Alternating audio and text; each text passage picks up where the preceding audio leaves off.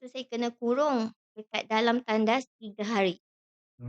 Dia telan kertas tu. Telan memang dia check, buka mulut, memang telan. Apa yang tak pernah saya telan? Yang saya tak boleh lupa, uh, apa ni, tai anjing. Tai anjing ah. Betulan? Hmm, memang dia sumbat kat mulut. Mak saya suka tepak betul-betul dekat ulu hati 3 kali. Memang tak bernafas, memang nak bernafas tu susah kan. Masa tu kita umur Daripada kecil sampai besar sama. Mak saya pernah cakap apa ni, "Kamu jangan sampai satu hari tu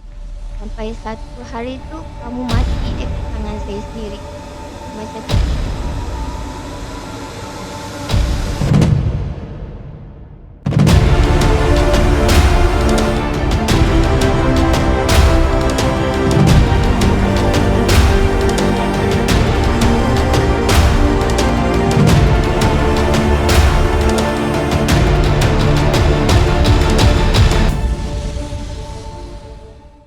A'udzubillahi minasyaitonirrajim.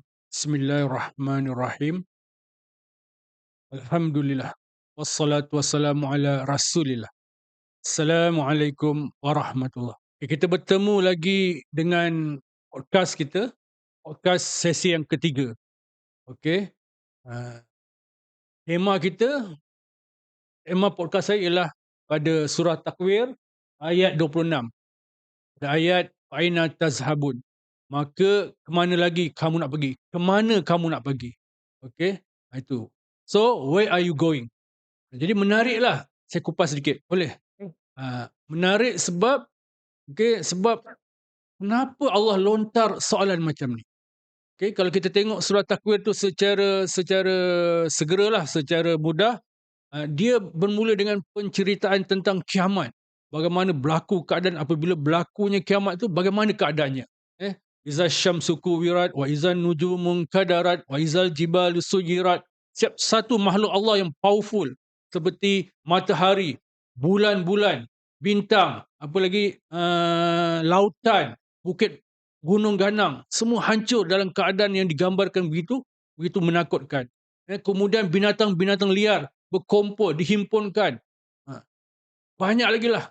Sehingga akhirnya bila kita digambarkan dengan ketakutan, kengerian hari kiamat tersebut, maka Allah jelaskan berlakunya kebangkitan, di mana kita akan menerima buku amal kita. Okey, maknanya kesudahannya. Dan di dalam surah itu juga disebut juga tentang keadaan di mana Al-Quran, mana Al-Quran ini diturunkan oleh Allah melalui malaikat yang hebat, yang berstatus tinggi di sisi Tuhan, iaitu malaikat Jibril.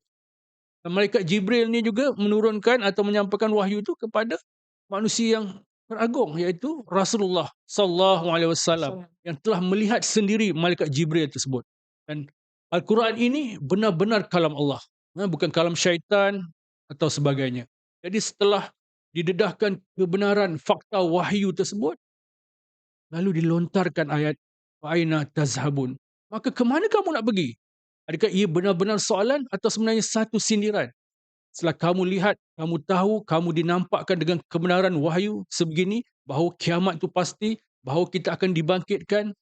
Jadi, kamu nak terima ke tak? Betul? Kamu nak terima atau tak? Kalau kamu tolak, kamu nak ke mana? Kamu nak ke mana? Jadi ini satu benda yang besar. Mana soalan di sini, soalan ni sahaja, fa'ina tazhabun, maka ke mana kamu nak pergi? Membolehkan kita berfikir dan membolehkan kita berbincang banyak isu, banyak perkara di bawah tajuk ini. Yang kesudahannya kita nak ke mana? Ke arah kebenaran atau kebatilan. Okey? Jadi saya tak nak buang masa lagi, saya nak memperkenalkan tetamu saya yang ketiga, iaitu kalau yang wanita yang pertama, iaitu Puan Fatimah. Okey, nanti detail tentang latar belakang kita tanyalah. Okey? Selamat datang Puan Fatimah. Ya. Saya boleh panggil Fatimah? Boleh. Okey. Okey, jadi apa nama Puan Fatimah? Selepas Islam saya memilih nama Fatimah. Okey, ceritakan sedikit tentang latar belakang kekeluargaan, keturunan dan sebagainya. Hmm. Silakan. Okey, saya berasal daripada negeri bangsa Cina. Lepas tu agama pula agama Buddha lah. Dan mak saya seorang yang pengamal Buddha yang memang kuat jugalah, sembahyang sini sana. Dan mak saya seorang yang anti Islam dan juga anti Kristian. Dan saya duduk dengan mak saya, mmm, lama juga saya ikut je mak saya. Kalau mak saya pergi mana saya ikut je lah. Fatimah bila kata keturunan Cina tu, Cina keturunan macam mana? Cina ni ada macam banyak dia punya jenis keturunan lah. Ya, Yang macam mana tu? Cina, Hokkien. Hokkien. Hokkien. Apa bezanya Hokkien yang selain daripada Hokkien tu apa lagi yang ada? Kita ada Hokkien, Okey. Mandarin, Cantonese, Hakka, banyak lagi lah. Oh banyak. Ah, Apa perbezaan utama ataupun apa yang membezakan antara nama-nama keturunan ni? oh, kalau macam Hokkien ni dia Hmm. macam, orang kata apa ni, macam bahasa bahasa pasar lah. Tapi kalau Mandarin ni dia bahasa kebangsaan. Kalau Oh, dekat sekolah-sekolah memang, guna bahasa Mandarin, okey untuk okey. pembelajaran. Mandarin bahasa, tapi adakah dia dianggap salah satu keturunan?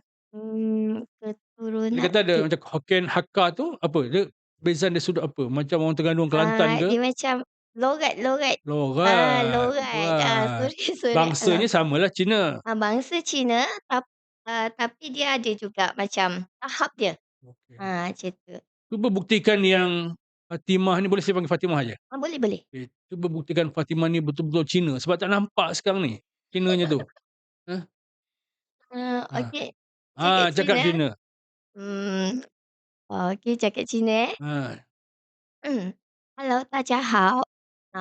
今天我在这里，呃，听一个 podcast。啊，Oh, boleh lah. apa maknanya tu? Hari ni, hai, semua, hari Hmm, ni saya datang ke sini hmm. untuk satu program podcast. Kalau kata terjemahkan untuk saya ni lah. Saya cintai Allah dan Nabi Muhammad sallallahu alaihi wasallam. 我爱真主和真主的侄子。Saya mencintai Allah dan juga Nabi. Okey, cuba, okey, kalau boleh Fatimah ceritakan zaman mana zaman peringkat awal remaja, bagaimana kehidupan, persekolahan dan sebagainya. Saya berasal daripada keluarga yang, sederhana dan mak saya seorang yang pemandu bas sekolah, dan saya memang selalu ikut mak saya lah daripada kecil sampai ke besar, daripada saya, darjah 1 sampailah ke umur saya 18 tahun. Dan saya bukan sekolah Cina, padahal ahli keluarga saya, adik-beradik saya yang lain adik-beradik saya yang lain semuanya sekolah Cina. Saya seorang je sekolah dekat sekolah kebangsaan Melayu lah. Tapi alhamdulillah, saya sekolah sampai darjah 6 je. Lepas tu bila umur saya dah meningkat 13 tahun, mak saya cakap macam ni. Masa tu saya tengah basuh baju. Lepas tu mak saya cakap, "Nanti tahun depan, tak payah sekolah dah. Sebab ayah kata membazir je kalau awak sekolah." Saya macam, "Okey." Masa tu saya sedih jugalah, saya menangis sambil basuh baju. Kemudian saya rasa kenapa saya tak dibenarkan sekolah. Lepas tu bila dah naik tahun depan tu umur 13 tahun tu, saya tengok kawan-kawan saya yang saya kenal lah. Sebab mak saya kan bawa bas sekolah kan. Jadi, saya ikut mak saya. Jadi saya bila sampai kat sekolah yang mak saya bawa tu, saya nampak kawan-kawan saya, oh kawan saya ni sekolah kat sini. Jadi saya macam sedih lah juga, kenapa, saya tak sekolah tapi orang lain sekolah kan. Saya, nak juga merasa sekolah menengah tu macam mana. Macam tu lah. Lepas tu saya rasa sedih kat situ. Sampai darjah 6 saja. Ya, sampai darjah 6 sahaja. Keputusan peperiksaan darjah 6 masa tu ada tak? Masa tu, Ha. saya, dapat tahu yang keputusan UPSR dah keluar tau. Masa tu saya cakap dengan mak saya nak ambil result. Mak saya tak bagi. Mak saya tak bagi. Kemudian, saya diam je lah, saya diam je. Lepas tu, saya tak ingat macam mana yang saya, boleh, dapatkan CJ UPSR tu, mak saya sorok. Mak Oh. saya sorok. Mak saya sorok dekat apa ni, dekat bawah, apa yang orang panggil, yang kita letak baju-baju basahan tu, baju basahan baju yang dah kering letak dalam bakul kan, dekat bawah tu, dekat bawah rotan tu. Okey. Lepas tu masa tu saya memang selalu lipat baju. Kebetulan masa tu, saya tengah susun, lepas tu saya nampak macam ada sesuatu kat bawah tu sebab bakul tu bakul rotan. Lepas tu saya pun angkatlah sikit, masa tu mak saya ada kat atas, ada kat Hmm. tingkat atas. Lepas tu saya cari, lepas tu saya tengok, CJ UPSR saya. Masa tu CJ UPSR saya dapat 4C1B. Mhm. 4C1B. Lepas tu daripada situ juga saya jumpa surat beranak. Surat beranak yang dengan surat beranak yang sekarang ni berbeza. Maksud berbeza tu daripada, apa ni, tempat lahir tu. Eh, tempat lahir ke tempat daftar lahir tu. Yang mula-mula yang saya dapat tu yang jenis yang kecil, yang jenis yang lama punya tu. Yang tu, yang saya ingat dekat situ dia tulis balai polis apa ya, adalah nama-nama dalam nama bahasa Inggeris dekat situ. Tapi berbeza dengan yang sekarang ni, yang CJ beranak tu, dekat flat. Sebelum tu ada benda yang menarik perhatian saya. Okey, Fatimah kata maknya kata membazir kamu Hmm, belajar, kan? hmm. Tapi adakah masa tu dah tengok keputusan UPSR? UPSR ke masa tu? Oh, ya betul. Okey, dah tengok keputusan ke atau dia buat keputusan supaya jangan sambung persekolahan tu, walaupun tak tengok keputusan lagi atau selepas tengok keputusan? Belum. Sebelum? Hmm. Bagi saya tak ada kaitan. Sebab, mak saya tahu mak saya macam mana. Sebab mak saya memang tak suka saya daripada kecil lagi. Dan ayah saya pula, kalau ditanya kenapa ayah saya halang, mak saya selalu pukul saya, Mhm. dera saya. Ayah saya boleh katakan, boleh kira dengan jari berapa kali je saya cakap dengan ayah saya, daripada kecil sampai ke besar. Maksudnya dia sibuk sangat ke atau dia pun tak beri perhatian ataupun dia tak nak ganggu urusan isteri dia? Tahu saya macam ayah saya pun suka saya, Okey, dan saya betul. tak tahu sebab apa, dan setiap kali kalau macam ada barang hilang kat rumah ke, ataupun ada barang yang, pecah kat rumah ke, saya yang dipersalahkan dulu. Mhm, Walaupun tak ada bukti, mhm. tapi saya dituduh, saya dipersalahkan.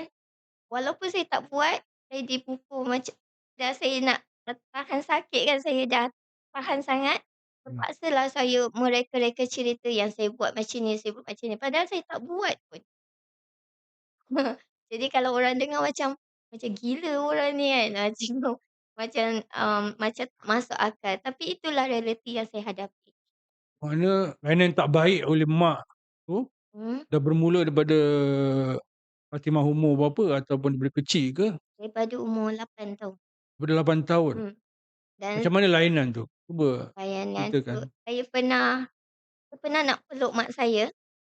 Sebab masa dekat sekolah kan, bila kita pergi sekolah tu, bila nak balik sekolah ke ataupun, kita baru nak datang sekolah, mesti, anak apa ni, kita akan peluk mak kita, Mhm, peluk mak kita kan. mhm, Jadi saya selalu pandang benda tu. Jadi ada satu hari tu saya balik, eee, datanglah tengah santai-santai macam tu, lepas tu saya cuba nak peluk mak saya, malah saya ditendang, saya disepak. Tak tahu kenapa saya jadi macam terkejutlah kan. Jadi dekat situ saya rasa macam, eee, sedihlah kejap kan. Jadi saya tak kisah pun saya anak angkat ke ataupun anak kandung sekalipun, cuma saya terkilan sampai sekarang saya tak pernah dapat kasih sayang mak ayah yang saya hadapilah. Ah, bagaimana dengan kerja rumah atau lainan dari segi kerja atau dari segi kasih sayang dan sebagainya? Kerja rumah memang semua saya buat kecuali memasak dan juga gosok baju.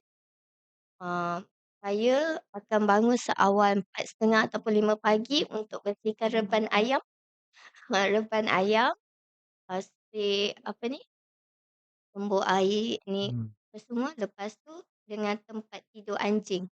Kat situlah saya akan bersihkan, lepas tu kalau ada baju saya akan basuh baju apa semua, pakai tangan. Masa tu pakai tangan masa tu. Lepas tu baru masuk dalam mesin untuk keringkan tu mak yang buat. Rumah saya bukan kampung dan juga bukan, eee, kira bandar jugalah, tengah-tengah bandar lah, tepi jalan. Rumah taman? Bukan taman jugalah sebab dia tepi jalan. Yalah, Ya. rumah sendirilah tepi-tepi Saya jalan. rumah sendiri.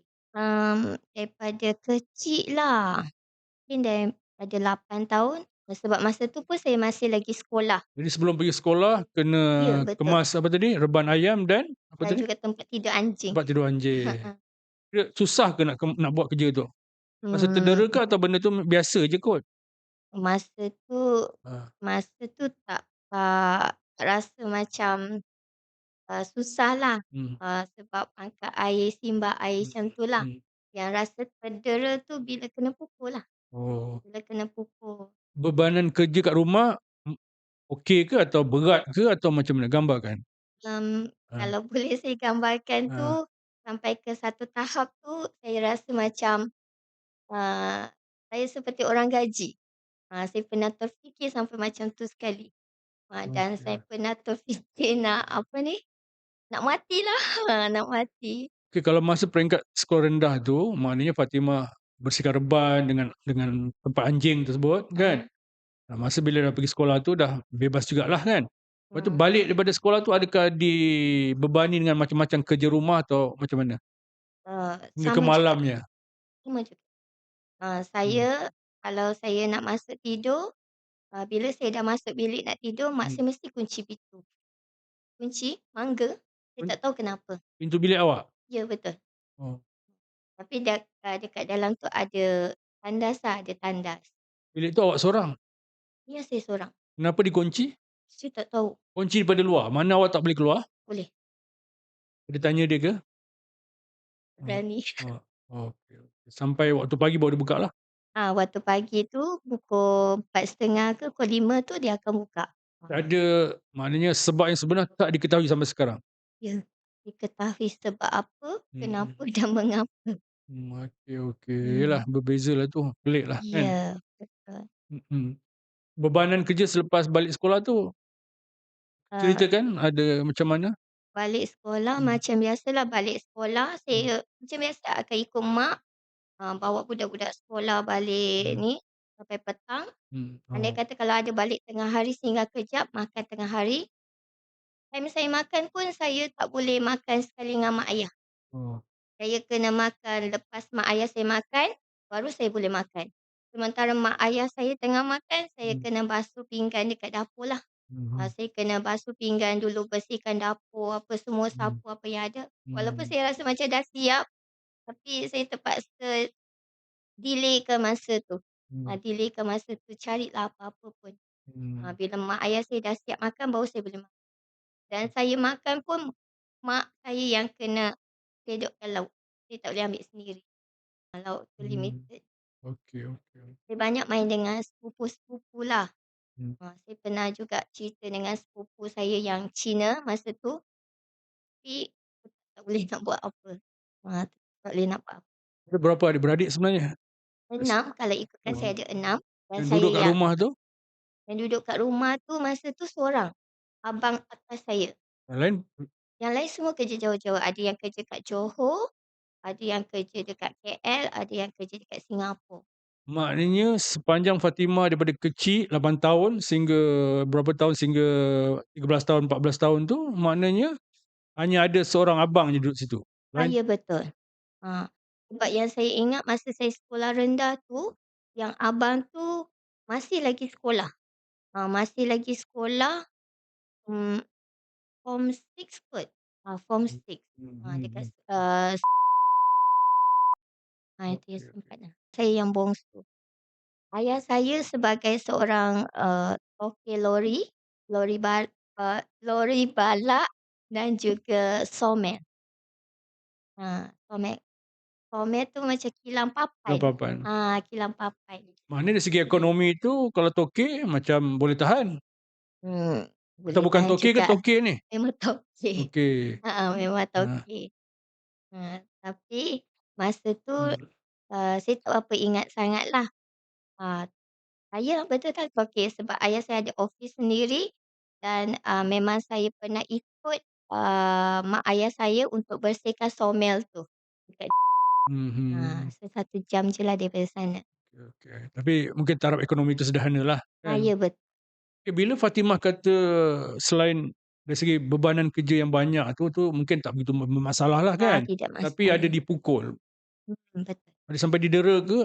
Boleh ceritakan yang sebenar-benarnya lah insya-Allah. Okey, daripada kecil memang saya kena pukul, boleh nak cakap banyak sangatlah.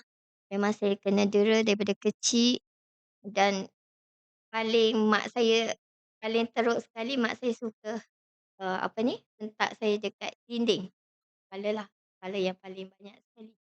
Lepas tu sebab tu saya mungkin jadi bius sikit.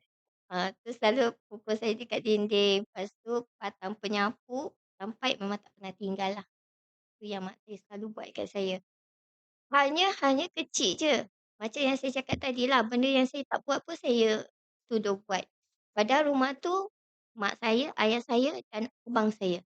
Tapi abang saya tidak disoal pun untuk tanya pun abang saya yang ambil ke, yang buat ke. Abang saya pun, ah, pelayan saya juga. Kadang-kadang cuba juga nak main-main dengan abang kan. Ni juga. Kalau boleh terangkan macam mana kekerapan kena pukul atau Setiap kena dera hari. tu? Setiap hari. Cuma kalau saya lambat buat kerja ke ataupun kerja tu tak, bagi mak saya nampak tak bersih, memang saya kena pukul lah. Kena pukul ni maknanya nasiblah macam mana kena, ada Nasib. masa kena dengan penyapu ke, dengan tangan ke, dengan rotan macam tu? Heeh.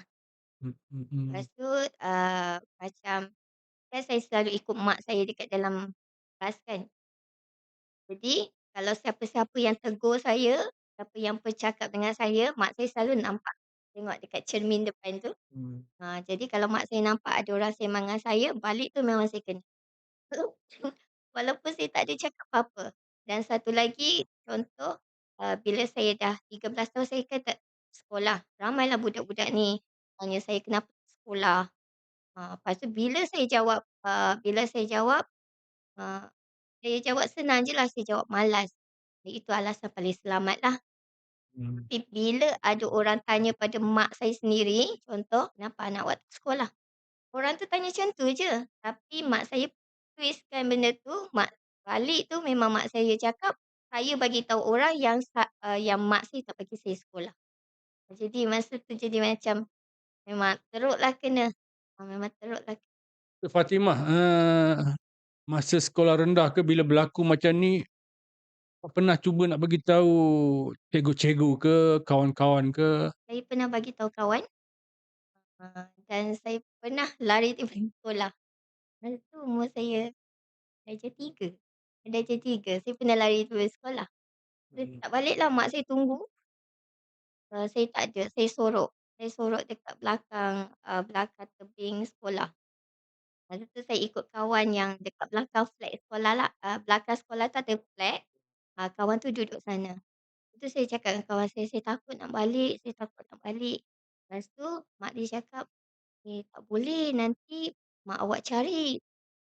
Lah saya cuba, tapi sampai sehari pun, malam tu, eee, mak dia hantar saya balik. Mmm. Hantar saya balik, saya ingat dengan saya lari daripada rumah tu saya, eee, dapat selesaikan masalah lah masa tu kan kita tak tahu apa-apa lagi. Mhm mhm. Tanya balik, lagi teruk saya kena. Lepas tu saya kena kurung dekat dalam tandas 3 hari. 3 hari.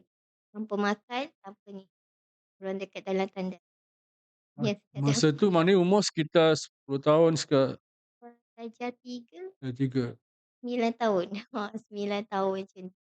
Maknanya maklumat ataupun perbuatan mak mendera tahap itu tak diketahui oleh Mmm, mak kawan tu ataupun cikgu? sekadar macam tu je lah yang saya cerita yang mak saya pukul, saya takut nak balik. Mmm. Sebab masa tu kalau tak silap saya ada kesan lebam. Tapi saya tak ingat kat mana. Mungkin dekat tengkuk ke macam tu lah, saya tak ingat. Mmm. Ada cikgu tanya, eee, rasanya cikgu bahasa Inggeris lah yang bertanya. Lepas tu saya jawab, "Ada hal rumah," macam tu. Jadi masa tu sekolah pun, pandai sangat. Dia macam Jadi macam memang pandai sangatlah. Jadi sebab itulah mak saya beranggapan saya ni bodoh. Saya ni, membaca pun tak tahu, menulis pun tak tahu. Padahal, saya boleh membaca, saya boleh membaca. Okey. Saya Mhm. pernah, masa tu saya tak tahu pun, apa ni, hari lahir saya berapa, apa semualah. Sampai ke satu hari tu, kakak saya belikan hadiah, hadiah hari jadilah. Lepas tu, bila saya buka hadiah tu, saya happy lah kan saya dapat hadiah. Lepas tu mak saya hadiah tu, campak hadiah tu mak saya buang. Lepas tu mak saya kata, "Apa apa hari jadi hari jadi?" "Tak ada tak ada. Awak ingat awak ni, apa, hebat sangat ke?" Macam tulah mak saya cakap. Jadi saya dari situ saya tak berani dah. Maknanya bukan penderaan fizikal saja, tapi emosi pun, Ya, dukungan betul. moral, kata-kata dia. Hmm. Mak saya pernah cakap apa ni, "Kamu jangan sampai satu hari tu kamu mati dekat tangan saya sendiri." Macam tu sekali. Kenapa dia kata macam tu? Saya pun tak tahu, dia sebutkan hal kecil je, saya salah kecil sekalipun, mak saya akan pukul saya, lepas tu dia akan lepaskan geram dia macam tu. Sampai ke sekarang ni pun saya tak tahu sebab apa, kenapa diorang benci sangat dengan saya. Apa salah saya yang sebenarnya, apa salah yang besar sangat ke saya buat? Ada terasa tak yang macam Fatimah ni, aku ni anak dia ke bukan? Kenapa layan aku beza? Kenapa tu? Pernah pernah terfikir, banyak kali saya terfikir. Tapi mula-mula saya terfikir, Hmm. saya cakap sendiri, saya tak kisah saya anak angkat ke anak kandung, saya tak kisah. Cuma saya perlukan kasih sayang mak ayah. Bila Saya saya sorry. saya nak Hmm. seperti orang lain yang ada perlukan mak, Hmm. perlukan ayah, yang ada support daripada mak ayah, itu je yang saya perlukan. Jadi saya terkilan dekat situlah. Tapi bila lama kelamaan benda tu mungkin dendam kot. Jadi lama kelamaan kan lepas tu bila ada pula orang cakap, "Eh, awak bukan anak betul tau, awak ni anak angkat." Jadi benda tu terbawa-bawa, sampai kita terbawa-bawa dan sampaikan saya teringin juga nak tahu, nak mencari juga. Ha, Maknanya mungkin sebab apa yang berlaku ni kerana Fatimah mungkin anak angkat atau bukan anak sebenar dia. Bagaimana Fatimah fikir hmm, tentang tu? hmm. Saya pun, eee, ada terfikir jugalah, Hmm. tapi kita pun tak tahu kan, tahu jawapan yang sebenar. Hmm, hmm, hmm. Jawapan yang sebenar tu tak dapat. Hmm, hmm, hmm, Tapi secara jujurnya saya teringin juga nak nak apa hmm, nak tahu asal usul saya. hmm. Jadi saya tak tahu asal usul saya ni orang Cina ke, orang India ke, Tak, malah, maknanya dah makin pastilah bukan anak mak tadi tu. saya semakin, Hmm, feeling, apa ni, rasa macam tu lah. hmm, Sebab sebab kalau tengok, saya tak ada gambar-gambar adik-beradik yang lain, kalau saya dapat, hmm, eee, saya sendiri tengok pun, hmm, saya hmm, dengan abang-abang kakak saya hmm, yang lain, hmm, sangat-sangat beza jauh hmm, dia. hmm, hmm, Sangat beza. Yang saya dapat kalau boleh, saya selalu jugalah search dekat Facebook hmm. untuk cari abang saya ataupun kakak saya, kakak dapatlah. Kalau yang abang saya dapat 2 orang.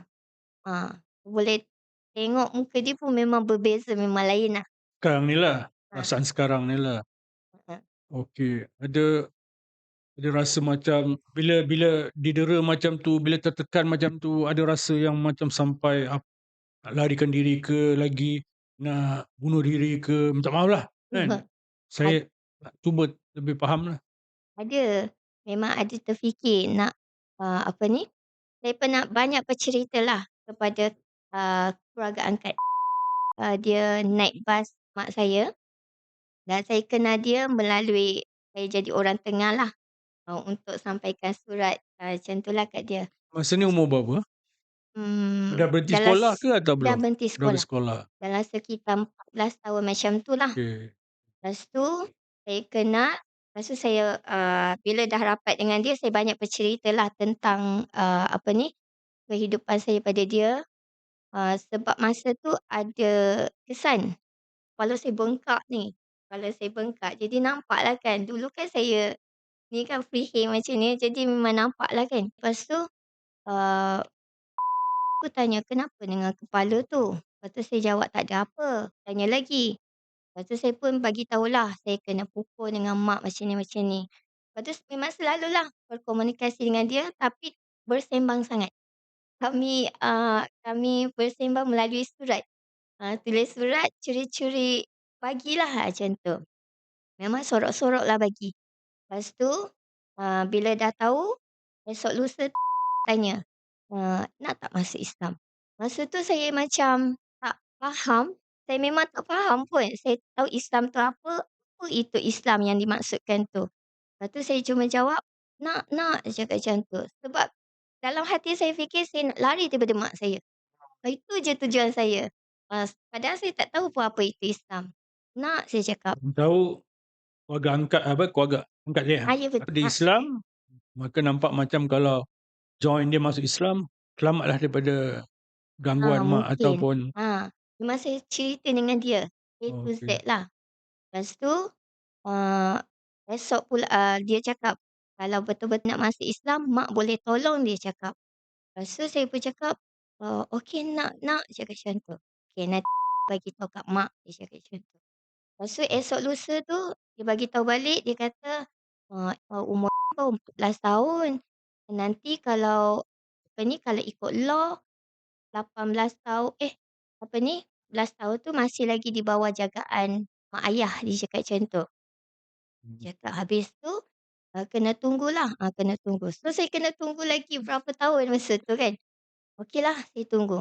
Tapi memang set dekat otak ni, cukup 18 tahun aku nak lari rumah, cukup 18 tahun aku nak lari rumah, macam tu.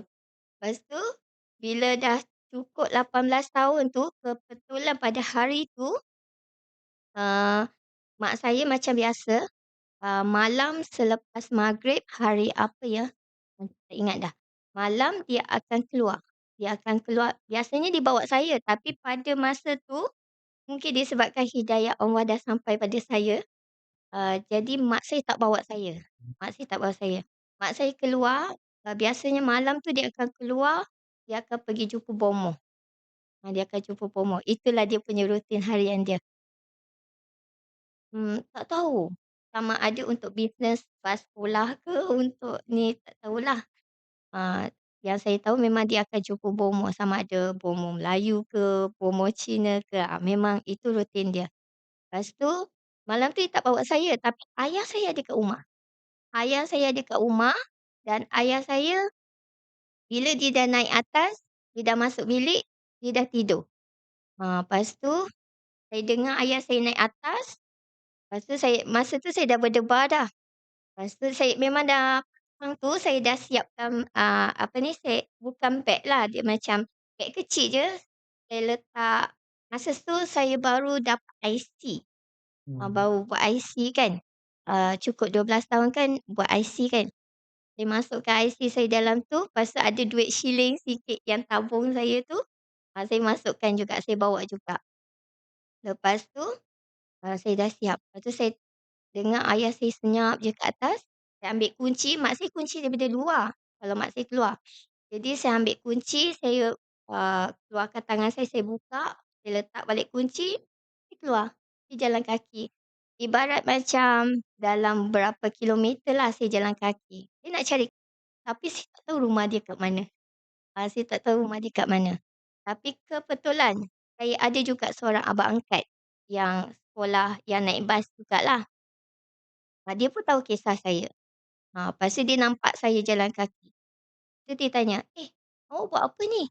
Lepas tu saya cakap, saya lari daripada rumah." Kenapa buat macam ni? Nanti kalau mak cari macam mana?" Biarlah mak cari, saya dah tahan lagi dah." Saya jawab macam tu. Lepas tu dia cakap, tak boleh ni, salah ni." Dia cakap macam tu. Saya dah tak tahan dah, saya dah tak tahan dah, saya nak lari dari rumah. Saya dah keluar dari rumah, saya takkan balik lagi. Tu yang saya jawab. Lepas tu, dia call kawan dia, ayahnya, polis. Lepas tu, ayah dia kata, "Tak apalah, bawa dia pergi perlindungan dia." Pujuklah, mula-mula dia suruh pujuk dulu, saya tak nak balik juga. Lepas tu, kebetulan dia kenal rumah dan dia bawa saya ke rumah malam tu. Dalam sekitar pukul 10 lebih macam tulah. Ha, Maknanya daripada umur 14 tahun tu lah, dah dapat idea untuk masuk Islam? ya betul. Okey, Ha, tetapi masa tu tadi dia cakap, dia kata lepas esok atau lusanya atau kemudian harinya, dia hmm, kata boleh nak masuk Islam dulu? hmm. Okey, masa tu macam Sebab, mana respon Fatimah tu? Tanya dia, "Kenapa pula tak boleh?" sebab dia cakap saya masih lagi bawah umur. Betul, Bawah betul. umur. Jadi, saya tak kisahlah, Hmm, saya tahan jugalah. mhm. Tapi dalam tahan-tahan tu saya kena hadaplah apa yang saya hadapi Okey, sekarang. hanya bila 18 tahun baru kita boleh masuk Islam secara berdaftarlah, secara Ya, yang sah mengikut undang-undang. Okey, maknanya selama 4 tahun tu Fatimah bertahan, masih duduk dengan mak di rumah betul. dan melalui samalah penderitaan yang sama. Sama je, Bila dah sama. okey, okey, okey. Sampaikan saya pernah, eee, minta dengan Hmm, mak saya, cakap nak kerja, mak saya tak bagi saya kerja. Lepas tu, sebab mhm, masa tu abang saya, kerja part-time dekat hotel, stay hmm, lah. mhm, Lepas tu, saya tengok yang kawan-kawan lain ataupun yang kan, lepas diorang PMR, diorang cuti sekejap hmm, kan. hmm, Diorang, ada yang kerja part-time. Jadi kita pun terdetik nak kerja, nak mhm. kerjalah. Sampai Sebelum tu Fatimah, maknanya antara umur 13 hingga 18 tahun tu dah tak bersekolah, betul? betul. Jadi aktiviti itu lebih kepada menolong mak di rumah atau menguruskan rumah, eh, atau Saya macam mana tu? saya menguruskan, kerja-kerja kat rumah, Mhm, mengemas, membasuh apa semua dan juga ikut mak. ikut mak. Ikut mak dan saya duduk dalam bas tu. Mhm, Ibarat macam orang kata kelendan lah, mhm, tapi kelendan yang tak ada function, dan duduk mhm, saja. mhm, Bukannya jenis yang collect duit, macam tu, mhm. bukan. Tak Saya pula duduk saja. ditinggalkan kat rumah, macam dia nak Fatimah sentiasa dipantau supaya tak Ya, lari ke apa betul. tu? Mungkin. Oh, mungkin, Itu memang saya, kalau pergi pasar pun kalau mhm, pergi pasar pun, saya akan duduk dekat dalam bas je, mhm, lepas mak saya ambil, hantar budak sekolah tu, mhm, tapi saya tak ikut mak saya pergi pasar. mhm. Membeli barang. Tapi saya akan duduk dekat dalam bas, dalam tu je lah mak saya akan kunci pintu. Sentiasa dalam pantauan Ya, mak lah. betul. Okey, antara 14 hingga maknanya dah lepas sekolah rendah tu, sampai 18 tahun tu masih terus didera. Ya, Masih lagi dipukul? Masih lagi? Ada okey, kalau sebelum kita yalah kita habiskan cerita pasal penderaan ni, okey. ada tak penderaan yang tahap yang melampau, yang begitu sakit, yang boleh yang masih terasa sampai hari ni? Memang adalah, Hmm, sebab bila mak saya hentak saya dekat dinding, memang saya dah pening, memang pening dah. Lepas tu yang keduanya mak saya suka tepak betul-betul dekat ulu hati, 3 hmm. kali. Memang tak bernafas, memang nak bernafas tu susah kan. Masa tu kita umur Daripada kecil sampai besar sama. okey, Sama. Lepas tu memang saya dah tahan sangat dah. Sebab tu dari situlah saya terfikir macam, eee, baik aku mati je daripada aku, hidup macam ni, mhm, asyik kena dera macam ni, baik aku mati je. Saya pernah kelar kat tangan, tapi masa tu dalam ketakutan lagi kan, saya kelar atas hmm, sikit lah kan. hmm, Tapi tak berani sebab takut, mhm, takut mati mhm, mungkin. mhm. Lepas tu saya biarkan je. Tapi memang benda yang tak boleh lupalah.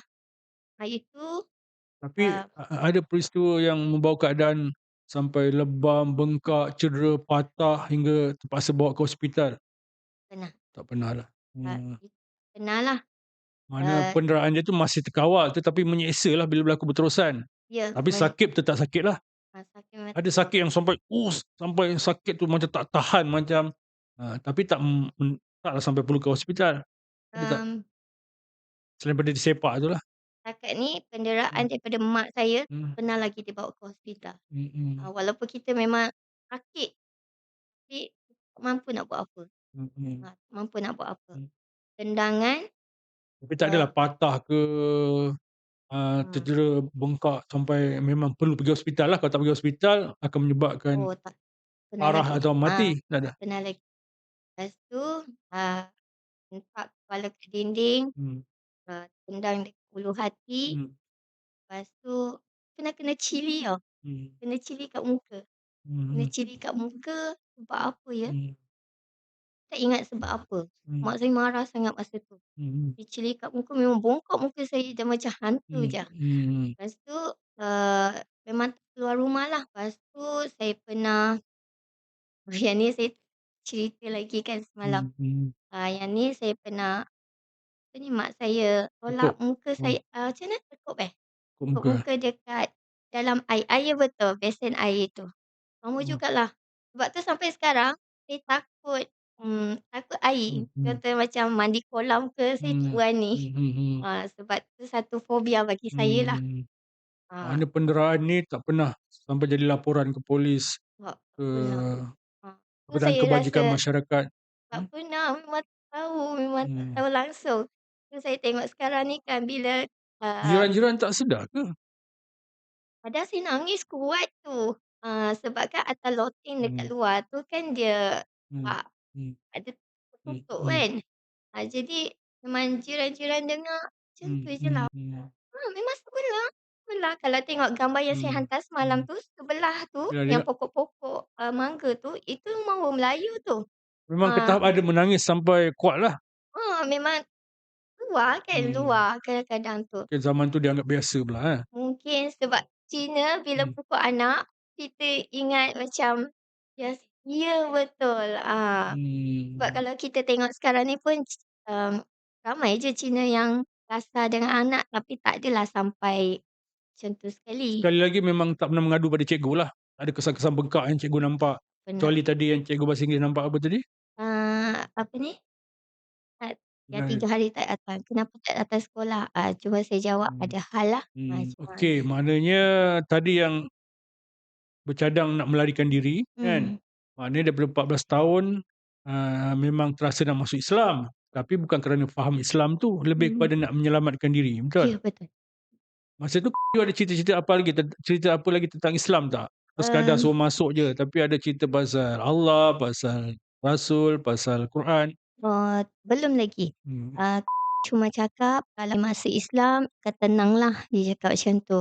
Akan rasa tenang, akan, macam selamatlah macam tu. Hmm. Lepas tu saya pun, okeylah. Itu yang mula-mula cakap lah. Tapi bila dia semak dengan mungkin dengan pejabat agama ke, dengan Hmm. orang agama ke, dia kata tak boleh pula masuk Islam masa umur tersebut kan? Jadi apa perasaan Fatimah masa tu? Rasa sedih jugalah, sampai terfikir sampai bila aku nak tahan macam ni kan. Hmm. Tapi nak tak nak kena tunggulah. Pengaruhnya. Kalau nak lari sendiri Hmm. kita tak Hmm. ada point, Hmm. tak tahu Hmm. tahu cara Hmm. macam mana kan. Hmm. Hmm. Sebab lainlah kalau macam Hmm. kita boleh bebas, boleh keluar masuk rumah. Hmm. Ini memang masuk rumah, memang Hmm. tak boleh nak Hmm. keluar, tak Hmm. boleh nak jalan Hmm. sendiri apa Hmm. semua. Okey, kalau tak silap saya lah, untuk sahabat-sahabat, saudara kat luar semua, penonton, bahawa untuk kanak-kanak tidak boleh memilih agamanya sendirilah, mana agamanya mengikut kedua ibu bapanya. Mana seorang tu kalau nak masuk ataupun nak menukar agama, sebagai dalam kes Fatimah nak menukar agama daripada sebelum tu Buddha, Budak. okey, Buddha kepada Islam ke atau sebagainya, maka umur maknanya kuasa pilihan tu pada umur bila dah dewasa, iaitu umur 18 tahun. Sebelum 18 tahun mengikut agama ibu bapanya. Mungkin dengan kebenaran ibu bapa okeylah, tapi kalau tak ada kebenaran kedua-duanya, kalau tak silap sekarang keputusan, maka tak boleh. Jadi secara undang-undangnya lah, secara pendaftarannya, secara yang sah mengikut undang, kena tunggu 18 tahun baru boleh pilih untuk tukar Hmm. agama yang dipilih lah, itu agama Islam. Jadi bila dah sampai ke 18 tahun lah, ya, Ya bagaimana betul. proses yang bawa kepada Islam tu? Atau Proses, larikan diri tu? Ha. melarikan diri, jumpa ahli keluarga dia, Hmm. kemudian esok tu, malam tu sembang-sembang dululah dengan mak, ayah keluarga angkat semua. Lepas tu, esok tu mak bawa pergi Pekim dulu, Hmm. bawa Hmm. pergi Pekim dulu Hmm. jumpa dengan ustaz. Hmm. Saya ingat lagi sampai sekarang nama dia. ustaz pun merupakan seorang, mualaf jugalah. Okey. Ha, Mualaf Cina ke mualaf dia macam India ke India? Sing macam tu lah. Okey, India atau Sing ya? Itulah saya Dekat Perkim. Perkim. Perkim tu Saya okey. pergi Perkim dulu. Lepas tu dah jumpa dengan ustaz, bercerita dengan ustaz Hmm, dan sebagainya. hmm, Kemudian ustaz kata, "Okey, nanti pukul 10 macam tu, kita pergi ke Majlis Agama Islam untuk okey. memeluk syahadah." Mhm, Lepas tu, okeylah lepas tu ikut. Yang ikut sekali, bapa angkat, mak angkat, ustaz mhm. dan saya 4 orang. Masa Lepas tu dah melarikan diri pada rumah mak lah? sudah. Berapa hari tu? Belum pergi ke Yang Perkim tu sebelum mengucap syahadah? kiranya pada hari yang pergi Peki tu hari yang kedua lah saya melarikan diri. Okey okey Hari okey. kedua, Mhm, kemudian ustaz pesan, ustaz cakap, "Lepas dah memeluk Islam nanti, mhm, mhm. kita akan, proses yang kedua kita akan pergi ke balai polis untuk buat report awal." Okey okey. Sekiranya mak pergi ke balai polis untuk buat report, sekurang-kurangnya, dia tahulah yang saya ni melarikan diri sebab, apa ni, memeluk Islam bukannya apa ni, kena colek ke apa semualah. Masa tu genap umur 18 tahun ke Ya, macam mana? betul. Saya pun Mhm, tak tahu macam mana saya boleh kira mhm, sampai saya betul-betul mhm. pasti yang saya dah 18 tahun. Dah proses Tahun memeluk berapa tu masa tu? tahun 2003. 2003, Tahun mana 2003. 18 tahun, sekarang 2026, 23 Hmm, tahun dah ya masuk betul. Islam. Lama. Okey, lama juga tu. Ha, jadi, Okey. pada tarikh Hmm, saya hmm, memeluk Islam pada hari itu hmm. adalah 11/5 tahun 2003. Okey, Lepas tu alhamdulillah. selepas memeluk Islam tu, selepas mengucap kalimah syahadah tu, Hmm. ya Allah, mmm, memang tergambarlah macam mana perasaan tu kan rasa macam dia macam macam, ya Allah, macam bebas, macam senang sangat-sangat. Macam, rasa, ya Allah aku Macam dah bebas batu daripada semua batu ni. beban yang Ya, apa, betul. Macam ibarat macam orang nak akad nikah kan. Bila dia dah akad nikah je, lepas tu dia akan rasa macam, oh beban tu hmm, turun, semua kan. hilang. Ibarat macam tu lah. Dia rasa macam, ya Allah aku dah bebas ni, aku tenang sangat-sangat. Lepas tu dah memeluk agama Islam, ustaz nasihat untuk apa ni, alhamdulillah belajar, apa ni, datang belajar, Hmm, lepas tu, hmm, ikut apa yang betul lah, macam tu hmm. lah. Maknanya sebelum melafazkan syahadah tersebut, Hmm, pergi Perkim lah. eee, ya betul, pergi Perkim dulu. Jadi memang, kalau Hmm, setiap kali ada program memang hmm, ikutlah masa tu hmm, kan. hmm, hmm, So, selepas dah memeluk Islam tu, hmm, debar tu masih ada lagi. hmm, Lepas tu, pergi balai polis untuk buat cover report, hmm, bersama dengan bapa angkat, mak angkat dan juga hmm. ustaz sebagai saksilah. Masa melafazkan syahadah tersebut, dulu 4 tahun sebelum tu, masa umur 14 tahun kan, nak masuk Islam tu lebih pada nak menyelamatkan diri, betul tak? Betul. Untuk menyelamatkan diri daripada kesengsaraan di bawah mak tu. Okey. Jadi kali ni bila nak masuk Islam pada umur 18 tahun tu, adakah sekadar itu je atau memang meyakini memeluk agama yang benar? Belum lagi. Belum? Belum lagi. Masih still, sebab tu saya cakap tujuan saya tu, saya clear seperti mualaf yang lain. Even masa lafaz syahadah tersebut? Eee, ya, masa tu, Ataupun sebelum mungkin sebulan atau 2 3 hari ke? eee, lepas, lepas belajar. Pas belajar, Ya, jelaslah. ya, Maknanya masa lafaz syahadah tu faham yang asas saja. ya betul. Maknanya aku bersaksi asyhadu an la ilaha illallah. Okey. Fahamlah dia lafaz tu. Dia Lafaz tu, sebut bahasa Melayu juga kan. ya betul. Aku bersaksi tiada Tuhan yang disembah melainkan Allah dan aku bersaksi Nabi Muhammad Rasulullah. Ya. Betul? Ha, Yang tu diajarlah, dia ajar tapi, diberi faham diberi faham tu maksudnya nak betul-betul meyakini tu belum lagi, cara jujurnya. secara jujurnya. Ha, Tak apa tak apa. Tapi maksudnya tetap yang ikhlas memang tak ada dipaksa, betul? betul. Cuma kefahaman tu. Ya, kefahaman tu Okey, belum dah. kalau okey, Okey, tak apa, itu pengakuan, tak apa. Ya, Kita bermula daripada kurang tahu, makin lama makin faham, bukan ya, makin lama makin teruk, ya betul? betul. Itu namanya, Islam yang lebih baik. Hmm, Okey, tapilah saya nak bertanya secara jujur, hmm. okey, semasa melafazkan syahadah tersebut, selain ada rasa untuk melepaskan diri daripada genggaman mak tu, nak keluar daripada kesengsaraan tu, okey, setakat mana yang pada masa itulah Fatimah faham tentang Islam dan lafaz syahadah itu tentang Allah dan Rasulullah. Tak faham. Faham. Masih tak faham Masa dan, itulah kan, masa tu dan tapi tahu tahu. Allah tu Tuhan yang disembah, satu-satunya Tuhan, tak ada Mmm, yang lain, tak masa tahu tu juga. tahu juga. Ya, tak tahu juga. Tahu Nabi Muhammad adalah rasul utusan Allah yang menyampaikan wahyu kebenaran agama Islam untuk dikongsi kepada umat akhir zaman ni. Pun tak tahu juga. Tahu tak tentang Al-Quran wahyu Allah Mmm, masa tu? tidak. Oh. Memang tak tahu langsung. Semasa lafaz syahadah tak diterangkan? Semasa lafaz syahadah tu terang, walaupun diterangkan, Hmm. tapi ini blank, Oh, kosong. dengar Ya, gitu-gitulah. jadi macam faham, memang Tak faham faham. tak fahamlah.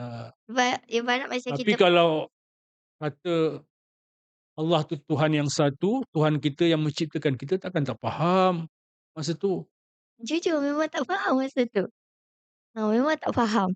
Jadi sebab dalam kepala otak ni nak lari daripada masalah, nak Hmm. lari daripada masalah, tu je. Tapi lepas dah 2 3 hari masuk Islam, Hmm. lepas tu ikuti kelas, kan ada kelas akidah, Okey. kelas semua tu, baru faham Hmm. Hmm. sikit-sikit. Hmm. Ustaz cerita tentang Nabi Muhammad, Hmm.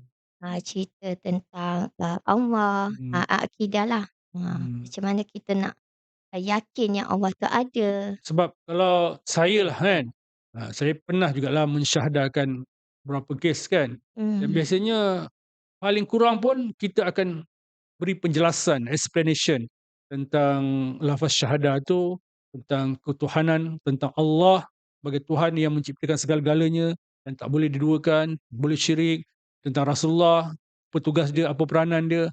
Kurang-kurang dia mesti faham dua ni, kurang-kurang, kan? Kadang-kadang mengambil masa, kalau paling kurang pun setengah jam, 1 jam, mesti nak explain benda dulu, benda asas ni dulu, kan? Sebab yang kita syahadahkan tu ialah kita menerima Allah sebagai Tuhan kita, yang tiada yang tiada Tuhan melainkan Dia. Kita tolak segala bentuk ketuhanan di dunia, di alam ni, hanya kita barulah kita terima ketuhanan Allah sebagai satu-satunya Tuhan. Jadi kurang-kurang dia faham benda tu, mmm. basic tu.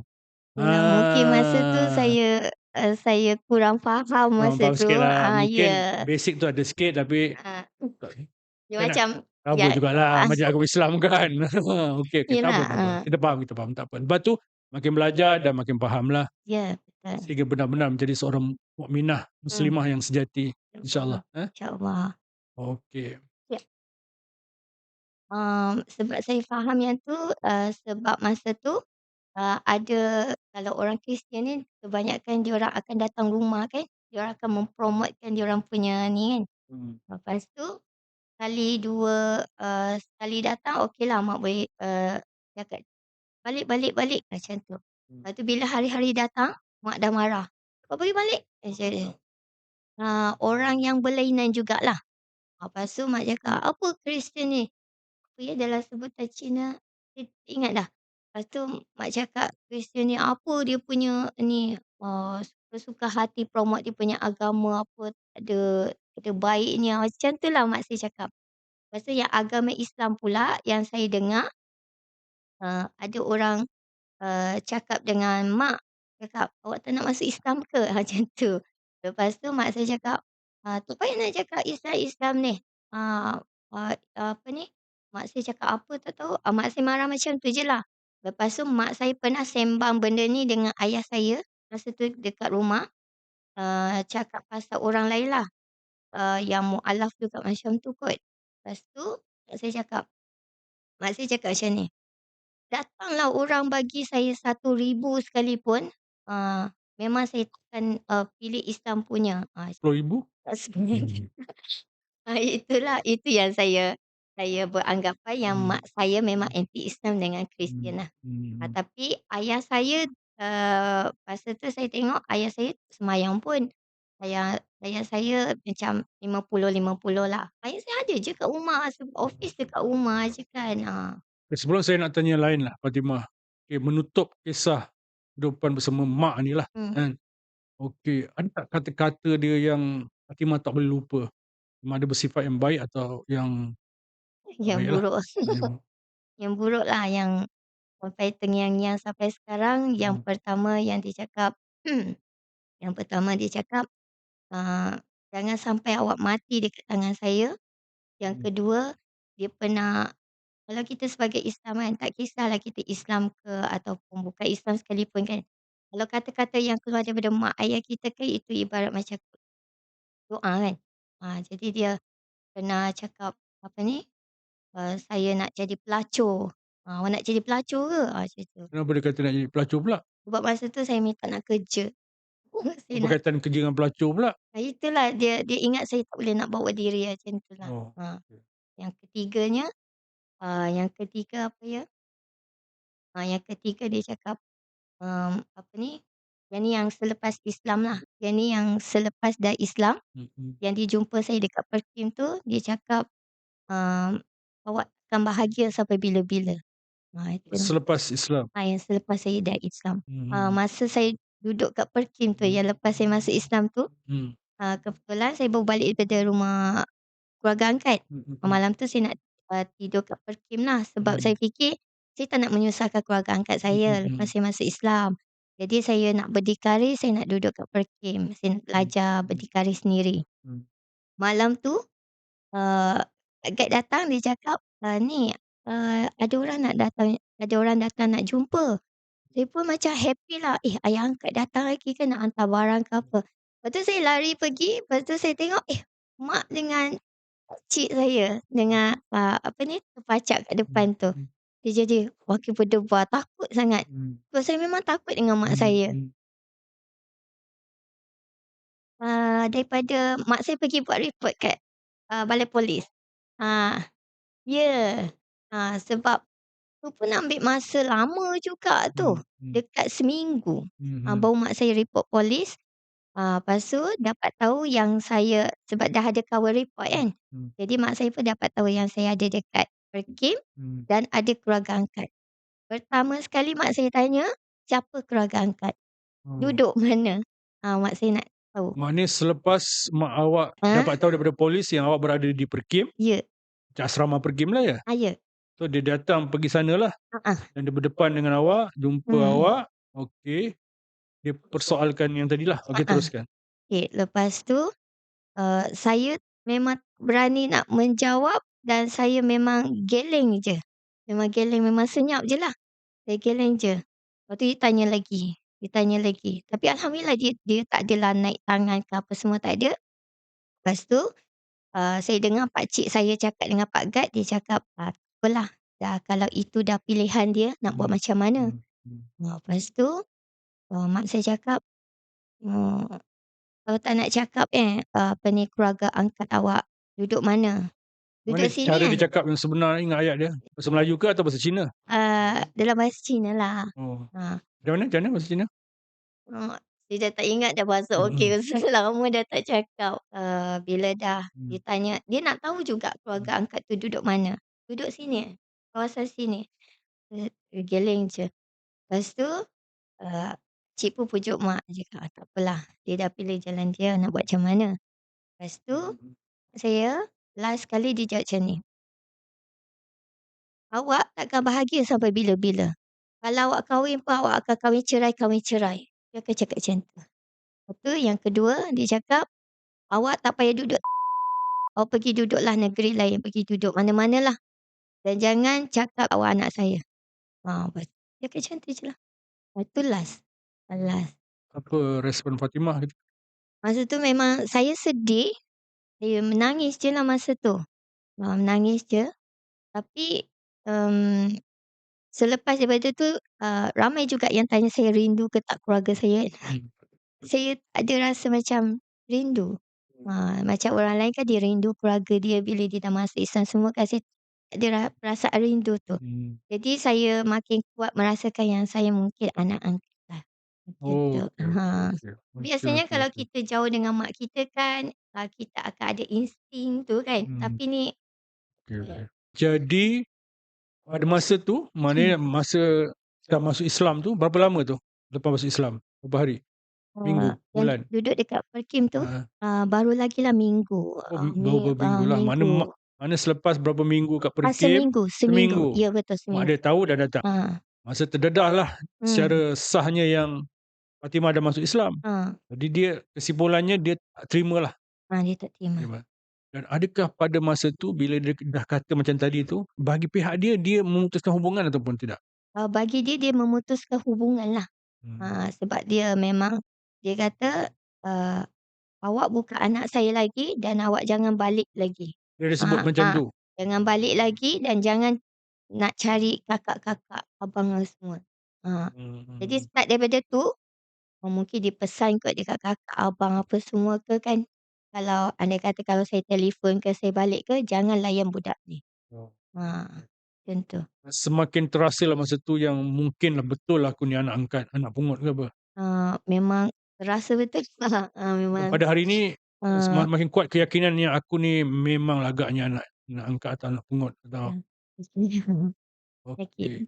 Cuba ceritakan kepada kami ni kalau boleh, jika diimbaskan daripada sejak kelahiran tu kan, sepanjang dia jaga sehingga berlaku peristiwa penderaan ni, tekanan macam ni sehingga melarikan diri, sehingga membawa kepada Islam kan.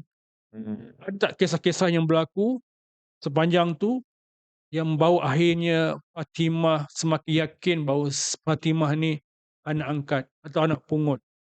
Bagaimana yang didedahkan oleh seorang jiran ke yang kata ada Fatimah dihantar dalam dalam keadaan baby kan, letak Hmm, depan rumah heeh. Cuba imbas balik tu semua dan sehingga bawa keyakinan bahawa Fatimah ni mungkin bukan anak kandung lah. Okey, saya ya masa zaman kecil tak berapa nak ingat sangat kan. Hmm. Yang saya ingat, saya dibawa balik daripada KL, saya pernah duduk dengan mak saudara dekat KL. Lepas tu saya balik ke mungkin usia saya 5 6 tahun macam tu lah. Dan saya dibesarkan dengan cara macam tu lah yang saya ceritakan tadi, pengalaman pahit apa semua tu. Lepas tu, eee, oh, ada satu cerita yang saya pernah, saya cerita lagi, kalau diizinkan saya untuk ceritalah. Mhm. Dan saya tak kisah pun, eee, mak saya dia dah marah sangat dengan saya. Mhm. Dia kata saya ni anak pungut, marah dalam bahasa Cina lah. Saya pun baru tahu maksud dia sekarang ni, sebab daripada dulu kan mak saya selalu panggil saya pai kekiah, pai kekiah. Saya pun tak faham apa maksud tu ya, pai kekiah tu apa maksud dia. Saya tanya kawan saya yang Cina pun diorang tahu juga, mungkin diorang buka Hokkien kan. Lepas tu saya tanya lagi kawan yang masa yang lain, Hokkien, dia kata pai kekiah ni lebih macam anak pungut, dia cakap macam tu. Lepas tu jadi saya pun, simpan sampai sekarang lah. Tu bila diucapkan tu sebelum masuk Daripada Islam ke? kecil, Oh sebelum kecil. Islam, dia Oh. memang kalau marah saya tu, kalau mak saya marahkan saya, dia mesti akan sebut perkataan tu. Pai kekiau macam lepas tu, eee, mak saya marah, dia akan keluarkan kata-kata kesat, kata-kata yang tak baik lah. Lepas tu, saya pun, biar je lah, biar je. Lepas tu ada satu masa tu, saya ada keluarga angkat Cina tau. Keluarga angkat Cina, saya baru teringat balik, sorry. Keluarga angkat Cina ni duduk dekat dia pernah jaga saya masa baby. Tu yang saya bila saya imbas balik kenapa saya dilarikan sekejap sini, sekejap sini, sekejap sini. Lepas tu, pernah ada gambar lah dengan bapa angkat yang Cina tu, apa ni, bila saya duduk dengan yang ni, ada satu masa tu dimarahkan saya, umur saya masa tu dah 10 tahun dan dia pernah jual saya dekat mak angkat yang Cina ni. Berapa ribu, RM5.000. RM5.000. Kalau jual kenapa dia terus menjaga? Eee, ah, yang ni bila dia dah jual, lepas tu mak angkat Cina ni, cerita, cakaplah dengan dia cakap, "Kalau awak dah jual, awak dah tak boleh ambil balik." Cakap macam tu. Lepas tu saya dah happy dah duduk dengan mak angkat yang Cina ni. Sebab diorang bagi saya kasih sayang apa semua. Tapi, kejap je, sampai sebulan kot. Tak tahu rasa macam sekejap sangatlah. Masa tu umur berapa? Dah sekitar 10 tahun masa tu. Oh. 10 tahun ke, saya dah tak sekolah, saya pun dah ingat dah. Tapi dia pernah jual saya dan saya ingat amount tu RM5.000. Lepas tu, Dia ambil balik lah. dia ambil balik. Lepas tu agaknya, saya fikir sendirilah, saya tak tahu yang sebenarnya kan. Apa ni, saya fikir mungkin ada orang tolong dia buat kerja rumah ke. Lepas tu, dia ambil balik. Dia telefon, masa tu pagi dia telefon dia nak ambil balik. Lepas tu mak angkat Cina dengan ayah angkat Cina ni pun cakap, eee, bercakap berdua lah, "Ini dah jual lepas tu nak ambil balik pula, apa ni?" Cakap macam tu. Lepas tu ayah angkat ni dia tahu kisah saya, dia tahu kisah saya. Lepas tu, dia dia bagi saya sekeping kertas kecil, dia tulis nombor telefon. Lepas tu dia bagi saya, dia cakap, "Simpan elok-elok nombor telefon ni, in case kalau berlaku apa-apa, telefon." Dia cakap macam tu. Lepas tu saya cakap, okeylah." Lepas tu mak angkat dengan bapa angkat Cina ni pun, diorang pun cakap sesama sendirilah. Dia cakap, "Apa pula dah jual tak ambil balik? Apa motif dia sebenarnya?" Cakap macam tu. Masa tu saya takut. Saya takut, saya cakap, "Saya takut, saya tak nak balik, saya tak nak balik." Lepas tu ayah angkat pujuk, dia kata, tak apa, balik je. Kalau ingat nombor telefon ni simpan elok-elok. Kalau berlaku apa-apa, telefon je." Tapi mak tahu, mak cek, voucher semua. Surat beranak Fatimah sebenarnya mencatatkan nama siapa? Sebagai ibu Mmm, apa?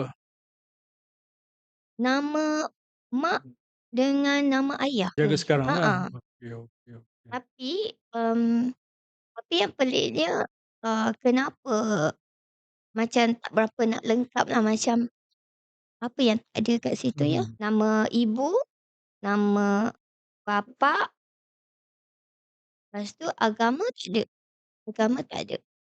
Ha, agama tak ada. Kena juga, terus kena masa Pukul balik lah. sampai rumah tu. Lepas tu, mak cakap, "Ni apa ni?" "Oh, nak telefon, ni nak telefon nak bagi tahulah." Lepas tu mak buang. Mak bukan buang, dia Okey. suruh telan dia kertas tu. Okey, Dia okey. telan kertas tu. Telan memang dia cek, "Buka mulut." Memang telan. Apa yang tak pernah saya telan. Kalau nak cakap kat sini macam jijiklah pula macam kalau boleh dengar lah. Yang saya tak boleh lupa, eee, apa ni, tai anjing. Tai anjing lah. Tu telan? Hmm, memang dia sumbat kat mulut.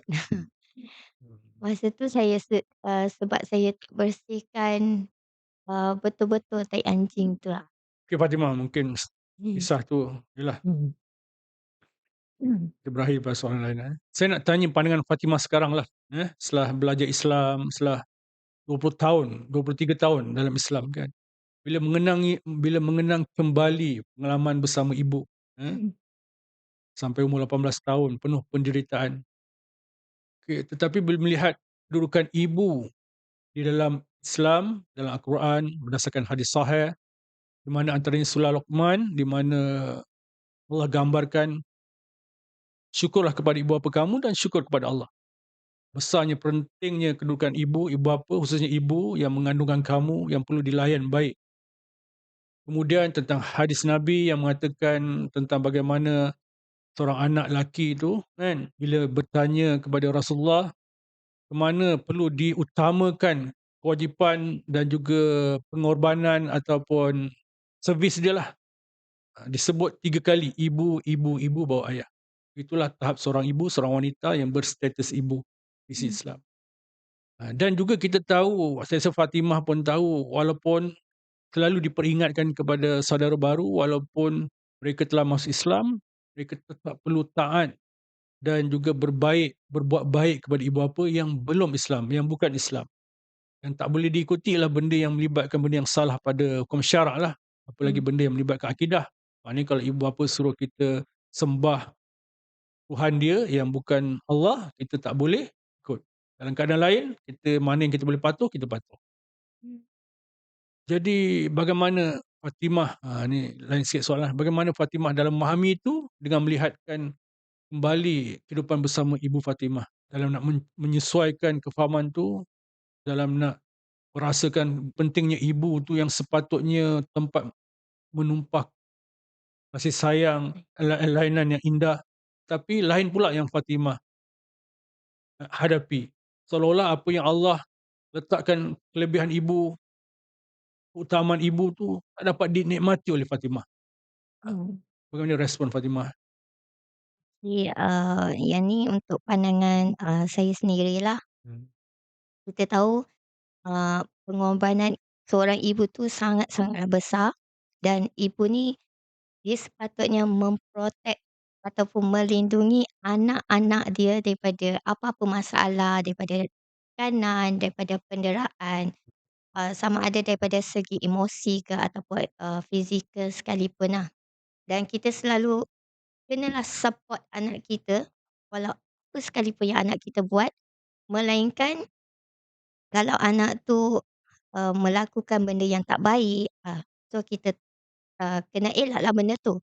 Cuma sebagai ibu ni, bila kita, eee, kira menunjukkan contoh yang tak baik apa semua, jadi apa anak ni, dia pasti akan, bila dia mempunyai apa ni, penderitaan fizikal ataupun emosi, benda ni bagi saya macam contoh, eee, diri saya sendirilah. Benda ni daripada kecil dia bawa ke besar. Dia akan jadi dendam, dia akan jadi, apa ni, tak boleh nak memaafkan lah. Tapi, um, sejujurnya saya cakap, daripada awal sampai sekarang, mungkin ada juga susahlah untuk saya melupakan apa yang pernah berlaku pada saya sebelum ni. Susah nak memaafkan apa yang, mak saya buat pada saya, pukul saya sebab bagi saya tak tak ada punca, saya tak tahu apa salah saya sebenarnya. Yang tu yang buatkan saya jadi makin, berdendam tau sebenarnya. Tapi suami saya selalu nasihatkan saya lah, dia cakap kita kena memaafkan. Walaupun sakit sekalipun tapi kita kena maafkan. Kena ingatlah, walaupun dia mak, walaupun dia bukan mak kandung sekalipun tapi dia membesarkan. Dia membesarkan. So kita kena ingatlah berapa banyak beras yang dibagi kita makan sebelum ni kan. Walaupun kita tak nak boleh nak terima sekalipun, tapi kita kena memaafkan. Pedih dan sakitnya Oh, terlalu dalam pedih, ya. sangat-sangat pedih Ustaz. Kalau Hmm. nak dibandingkan dengan penderitaan yang, biasa-biasa yang kita tengok kan, pun dah sakit dah tengok orang pukul anak kan. Hmm. Ini kan yang kita hadapi sebelum ni. Dan saya terfikir juga kenapa dulu sama macam sekarang. Yang sekarang ni kalau kita cubit sikit anak orang pun Naik ke dah kena atas. report polis dan dah masuk mahkamah. Tapi ini bertahun-tahun saya hadapi.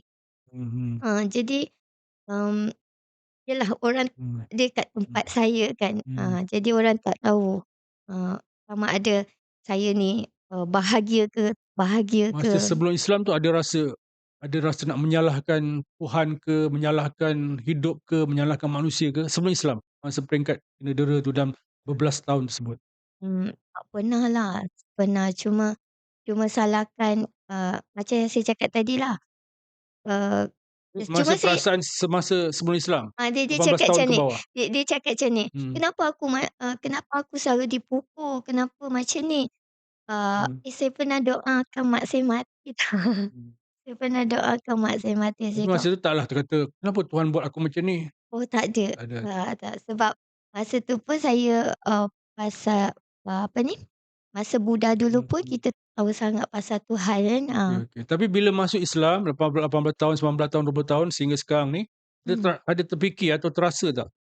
Hmm. Kenapa Tuhan letak aku dalam kedudukan macam tu, sehingga didera, dianiaya selama belas tahun, ada rasa macam tu tak? Selepas memeluk Sebelum Islam masuk Islam? selepas Pada memeluk peringkat awal lah, khususnya oh, peringkat awal. selepas memeluk Islam tu tak pernahlah pernah fikir macam tu, cuma fikir kenapa, saya dilahirkan macam tu. Sama je bunyinya. Ya ke? Kenapa, kenapa saya selalu, kena pukul, kenapa saya tak dapat, saya tak boleh dapat kasih sayang mak ayah. Hmm, hmm, Ha, hmm. dan kenapa mak saya tak suka saya, kenapa Hmm. ayah saya tak suka saya, apa salah saya? Itulah Mana banyak adalah fikirlah. mempersoalkan keadaan-keadaan macam tu, Pernah cuma tak tahu pernah. nak salahkan siapalah masa tu. Ya, tak tahu nak salahkan siapa. Okey, dengan kefahaman Hmm. tentang kedudukan ibu sekarang, betul? Hmm. Tentang betapa istimewanya, betapa besarnya Allah suruh kita hormat, layan dan taati ibu ni, betul? Hmm. Ni bukan cerita pasal dia bagi beras lagi, betul tak? Ini Okey. memang Al-Quran tetapkan, hadis tetapkan. Cuma bukan berarti kita perlu biar diri kita dizalimi. Tapi bila memahami tentang kedudukan ibu di dalam Al-Quran, dalam hadis ni, tentang pentingnya kita perlu melayan, berbaik-baik mentaati ibu ni, dan katakanlah yang ini memang ibu sebenar. Hmm. Okey, kalau ada peluang satu hari nanti untuk bertemu atau peluang untuk berbakti kepada dia, disebabkan dia ibu kandung, berdasarkan apa yang Fatimah telah tahu tentang ibu, mak pada Islam ni, adakah Fatimah boleh untuk berbakti kepada ibu, memaafkan dia, Hmm. melupakan sejarah lama?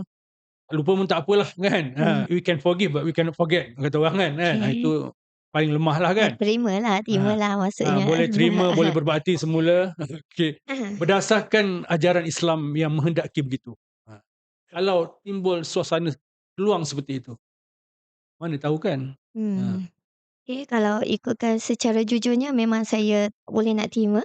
Memang saya Hmm, keras juga tak hmm, nak terima. hmm, Tapi disebabkan kita sebagai orang Islam, kita berilmu dan kita tahu Islam tu tak kejam. hmm, Dan Islam tu mengajar kita bagaimana untuk berbuat baik hmm, kepada hmm, orang yang bukan hmm, Islam hmm, sekalipun. Even ayah kita sendiri kan. hmm.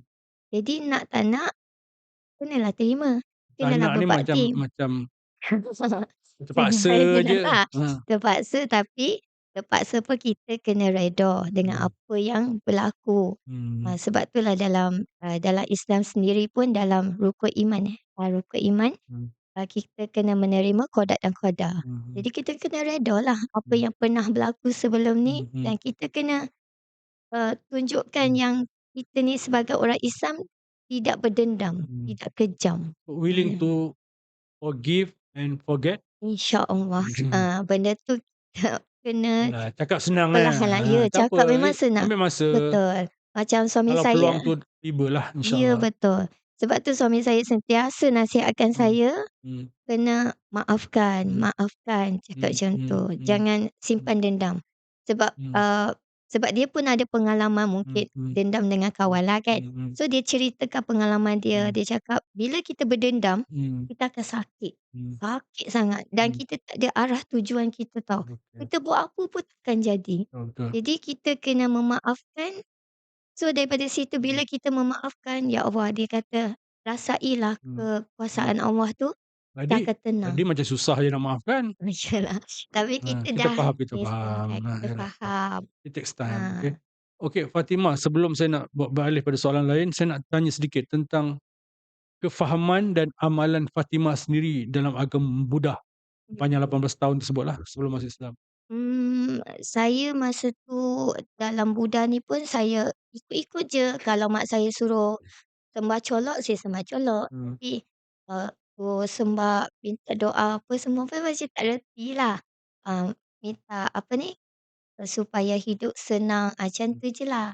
Tak Masa adalah tu tahu tak Tuhannya macam mana dalam Buddha tu? Ini bukan saya cerita pasal, bukan saya tanya berkenaan dengan kitab-kitab atau ah, ajaran sebenar. Ni apa yang Fatimah faham dan apa yang Fatimah amalkan, yang Fatimah lalui. Ni bagi Fatimah, Tuhan tu macam mana mengikut agama Buddha. oh, saya pun tak tahu juga masa tu dan saya pun tahu Tuhan sendiri macam mana. Kata Yang mak saya tahu tadi, emak kuat. Pegangan Mak dia? mak memang kuat pegangannya, tapi kita ni sebagai anak ni tak ikut sangat pun. Dari segi beribadah tu macam mana? Kalau segi beribadah tu contoh, selalu pergi tokong lah. Pergi Okey. tokong kalau setiap ada perayaan mesti kita akan macam sembah colok, Jadi bakar-bakar apa semua. Dan kalau setiap perayaan Tahun Baru Cina, raya pertama, mesti kita orang wajib pergi tokong. Sama ada tokong Cina ataupun tokong Siam. kat Ah, mana tu kalau dekat kat sana? Kelantan. Kelantan. Yang tidur tu, Yang terbaring besar tu? yang terbaring besar tu dengan yang berdiri tegak tu. Yang tu 2 tu yang saya ingat. Itu panggil apa? Tokong ke patung ke atau macam mana tu? Itu Tuhan ke? patung, Ha. patung. Tapi patung tu kiranya, ibarat Tuhan bagi mereka jugalah. Saya tanya ni bukan berdasarkan fakta yang tepat, berdasarkan apa yang Fatimah tahu. Mungkin Yang tepat, saya mungkin tak tepat tu ah, tak apalah, kan? itu yang saya tahulah masa Ha. tu. Lepas tu dekat bawah tu ada, apa ni, ada apa panggil tu, Hmm. papan orang panggil yang orang Dari Cina saya tak mati tahu. kan, yang orang Cina mati kan, Hmm. dia ada dia punya, alah apa dia punya tanda tu. Tu, bawah tu. Jadi kita masa tu kecil walaupun saya sekolah ni, kita orang akan main kat bawah tu. Dia tak Ah. ikutlah. Tak ikut, mak je lah yang sembah apa semua Cara yang, sembah tu macam mana? kalau pergi kat Hmm. sana Hmm. kita akan jumpa dengan wak lah, kita panggil wak, wak Siam tu. Lepas tu mak akan tanya tanya macam-macam lah, tanya nasib lah, apalah macam Oh, tu lah. cara berdoa ataupun cara minta Tuhan tu macam mana? Ini Cara apa yang dia cakap masa dia tak tahu, tak tahu, okey. tak tahu, kita Mana kefahaman agak tak tak agak campur sangat. bukan kefahaman Fatimah macam longgar agaklah part ni. Ya memang tak tahu lah. Kalau sebagai budak tu masa tu tentang apa berlaku untuk syurga semua ada cerita, ada tahu? Tahu Ha, juga. Hmm, okey, part tu kita sikit cukuplah, ya. Okey, selepas Fatimah, masuk Islam, okey, mak itu kali terakhir maksudnya mak datang, seolah-olah memutuskan hubungan. Okey, bagaimana perjalanan hidup Fatimah selepas itu sehingga membawa kepada perkahwinanlah? Ha, Panjang cerita. pendek kan? Pendek kan. Okey, Cari yang bebas, yang menarik. selepas peristiwa Hmm, jumpa dengan mak kali terakhir semua hmm, tu, okey, yang first kali belajar kat Perkim dululah, hmm, kelas Perkim macam hmm, hmm, biasa. Lepas tu, ada seorang, ustaz jugalah kita hmm, panggil, dia tanya, "Nak belajar tak?" Lepas tu saya memang teringin nak belajarlah walaupun tak hmm, tahu apa-apa. hmm. Cakap, "Nak." Lepas tu dia kata, "Okey, saya akan hantar awak pergi belajar dekat IDIP, dekat Kelantan." Apa? Dekat Institut Dakwah Islamiyah Perkim, IDIP, Idip, Kelantan. Ya, okey. Institut Dakwah Islamiyah Perkim, Islamiah Perkim. hmm, Okey. Kelantan. Dekat Pengkalan Cepa. Hmm, Lepas tu okeylah, dalam masa tu bulan 5 pertengahan lah, hmm, pertengahan Sem saya masuk. hmm, So diorang pun dah apa ni, dah exam semester, tapi hmm, kita tak tahu apa-apa lagi, hmm, main jawab je lah. So, belajar dekat situ, belajar macam mana, daripada segi hmm, akademik lah, hmm, hmm, semua ada. hmm, Ada akidah, ada fiqh, hmm, ada, fiqh apa semua kita hmm, belajar. Lepas tu dia ada tahap lah. Masa tu tahun 2003, hmm. saya baru masuk Islam, masa tu IDIP tu masih lagi menggunakan sistem sanawi. Sanawi. Tapi yang sedihnya saya tak dapat nak habiskan yang masa tu, main-main, orang kata main-main, lepas tu tersalah kawan pula kita ikut, ibarat macam bila kawan A cakap macam ni kita Hmm, ikut, kawan hmm, B hmm, cakap macam ni kita hmm, ikut. So hmm, kita dah tersalah langkah, hmm, lepas tu saya berhenti pertengahan tu. Sebelum saya berhenti tu saya sempatlah untuk, akhir tahun tu, biasanya kalau untuk pelajar-pelajar IDIP ni untuk yang, 4 Sanawi ni, diorang habis 4 Sanawi, diorang akan pergi ke program dakwah peluang 40 hari. Masa tu saya berpeluanglah untuk ikut sekali. Masa tu saya join, apa ni, 10 hari tu ada 5 tempat kawasan orang asli yang kita masuk, 2 tempat di Perak, Sungai Siput, 3 lagi tempat di Kelantan. Idip tu belajar apa? Idip tu dia belajar Hmm. macam sistem, belajar, apa ni, Biasalah semua ada Fardhu Ain, akademik. Fiqh, Ya betul, semua Syariah, ada. semua Ya, adalah. semua ada kat Berapa situ. tahun tu? Kalau ikutkan, 3 tahun. 3 tahun. 3 tahun lah Bila kata tak habis. habis tu berapa tahun yang Fatimah Mhm. habis belajar situ? Eee, saya masuk 2003 tu, Hmm. lepas tu saya berhenti, Hmm, hmm. 2004, Hmm. 2004 saya Hmm. berhenti. Hmm. Habislah. Habis tu maksudnya tak Mas dapat sijil apa ke? tak dapat, tak Okey, dapat. tapi dapat ilmu lah yang tertentu. Sikit. Okey. Masa tu main-main, orang kata Ah, apa, orang suruh belajar, belajar mana betul-betul umur lah. 19 tahun lebih kurang tu. Macam tu. Lepas tu, Ah, lepas tu ke mana pula? lepas, Hmm. Hmm. dah berhenti, lepas tu balik kerja kedai kasut lah, Hmm. kerja restoran lah, macam-macam lah kerja cari duit. Lepas Hmm. tu, sewa rumah sendiri. Hmm. Sorry, saya duduk dengan rumah mak angkat. Duduk dengan rumah mak Hmm. angkat. Ha, yang tadi tu. Okey. Ni daripada umur 18 tahun tu lepas masuk Islam tu maknanya proses kehidupan tu macam bersendirian Persendirian. batang kara jugalah tu kan? Hmm. Hmm. Walaupun ada keluarga angkat, saya terlalu berharap sangatlah, sebab Yalah daripada boleh situ, daripada asrama Perkim pergi sambung di Idip di Kelantan hmm, selama berapa tahun akhirnya? Betul 3 tahun tapi setahun lebih setahun lebih. Lepas tu pergi ke balik dia Balik, sana kerja sini. ni, lepas tu Ah, turun naik, lepas sampailah sampailah, apa ni, bila nak bertemu macam-macam jejaka pilihan macam-macam Ah, masalah kan. ah. Kalau ikutkan saya pernah berkahwin juga masa Okey. saya pernah, menjanda lah. Hmm. Saya pernah kahwin, Mhm. lepas tu jodoh tak panjang, Mhm, mhm. ada masalah, Mhm. dalam 3 bulan macam tu lah. So, daripada terumbang-ambing kehidupan sepanjang tahun, Mhm. turun Mhm. naik, Mhm. daripada Mhm. mula-mula masuk Islam Mhm. okey, Mhm. baik je Mhm. anak ni kan, Mhm. lepas tu macam jadi liar sikit, lepas tu Mhm. jadi, daripada bertudung jadi tak bertudung.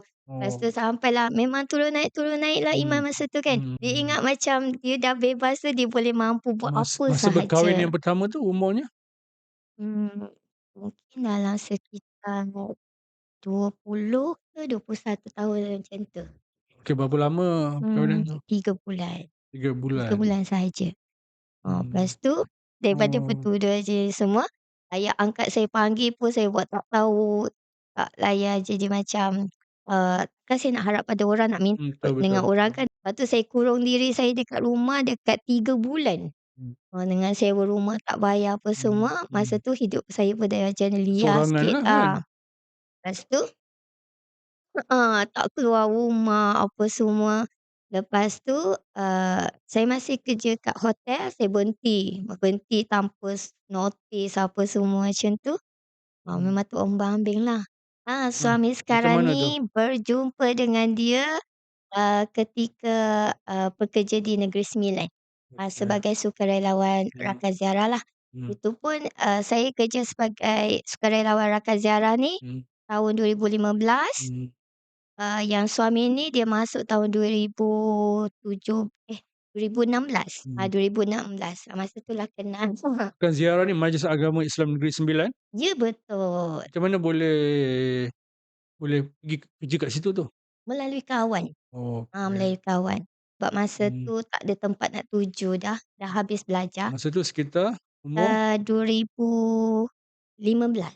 Okey, Dua okey. ribu lima belas tu, berbalik semula Hmm. kepada yang saya kata saya pernah belajar kat Egypt tahun Hmm. 2003, itu saya belajar separuh jalan. Hmm. Kemudian saya diberi peluang untuk masuk balik belajar 2012, Hmm. sehingga tahun 2014 Hmm. grade lah. Hmm. Alhamdulillah, yang tu saya belajar habis. Sambung balik? Ya, Dia? sambung balik. Itu selepas kisah perceraian pertamalah? Ya, Okey, maknanya titik terendah yang dilalui oleh Fatimah ni bukan sekadar pada peringkat bersama mak tu, tapi hmm, masa proses selepas bercerai itulah. Tu macam mana boleh kembali bersemangat balik sehingga menjadi rakan ziarah sehingga sambung balik hidup kan, belajar kan? ya betul. Macam apa yang menyebabkan berlaku perubahan kembali semula kepada Islam dengan komitmen yang lebih baik? Mungkin selepas belajar, masa tahun 2012 tu, Okey, ah, masa tengah tertekan, kecewa dengan perceraian, hmm, macam mana macam mana kuatkan semangat tu? Hmm. untuk sambung belajar Hmm. tu, perlahan-lahan lah. Hmm. Kadang-kadang bila duduk sorang-sorang tu dia Hmm. termenung.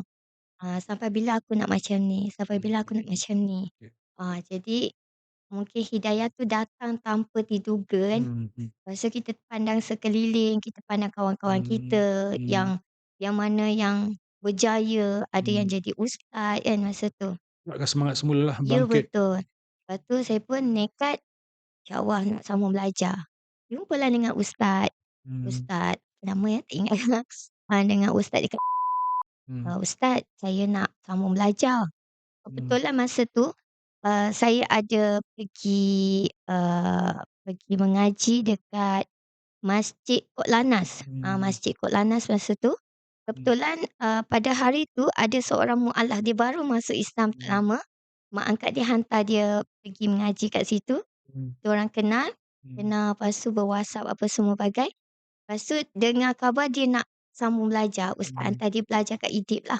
Lepas Oh. tu saya jadi macam, sambung belajar bagusnya. Sertai tu, peluang lah. Lepas tu fikir balik, bagusnya nak sambung belajar lah Hmm. balik. Lepas tu jumpa ustaz cakap saya nak sambung belajar balik. Inilah asbab-asbab cerita yang membawa kan, Hmm. yalah, jalan takdir kita. Lepas tu sambung belajar dan lulus IDIP. Lulus Alhamdulillah. sebagai apa tu? Tak adalah lulus sebagai ni, Ha, maksudnya dapat habiskan. habiskan. Dapat Dapat sijil lah juga. dapat Dia CJ macam asas. sijil, kita panggil sijil Dia masa saya diploma ke macam mana?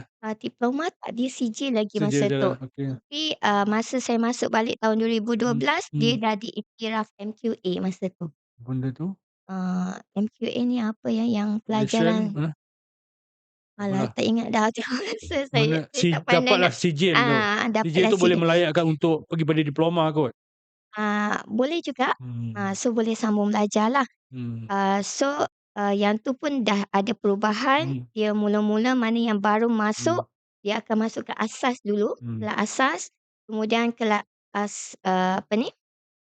CJ, SAP dululah, Hmm. CJ Asas Pengajian Islam, Hmm. kemudian SPI, CJ Pengajian Islam. Hmm. So, Dari situ barulah pergi kepada apa tadi, skuad apa tadi? rakan ziarah. Rakan ziarah, betul. Ya.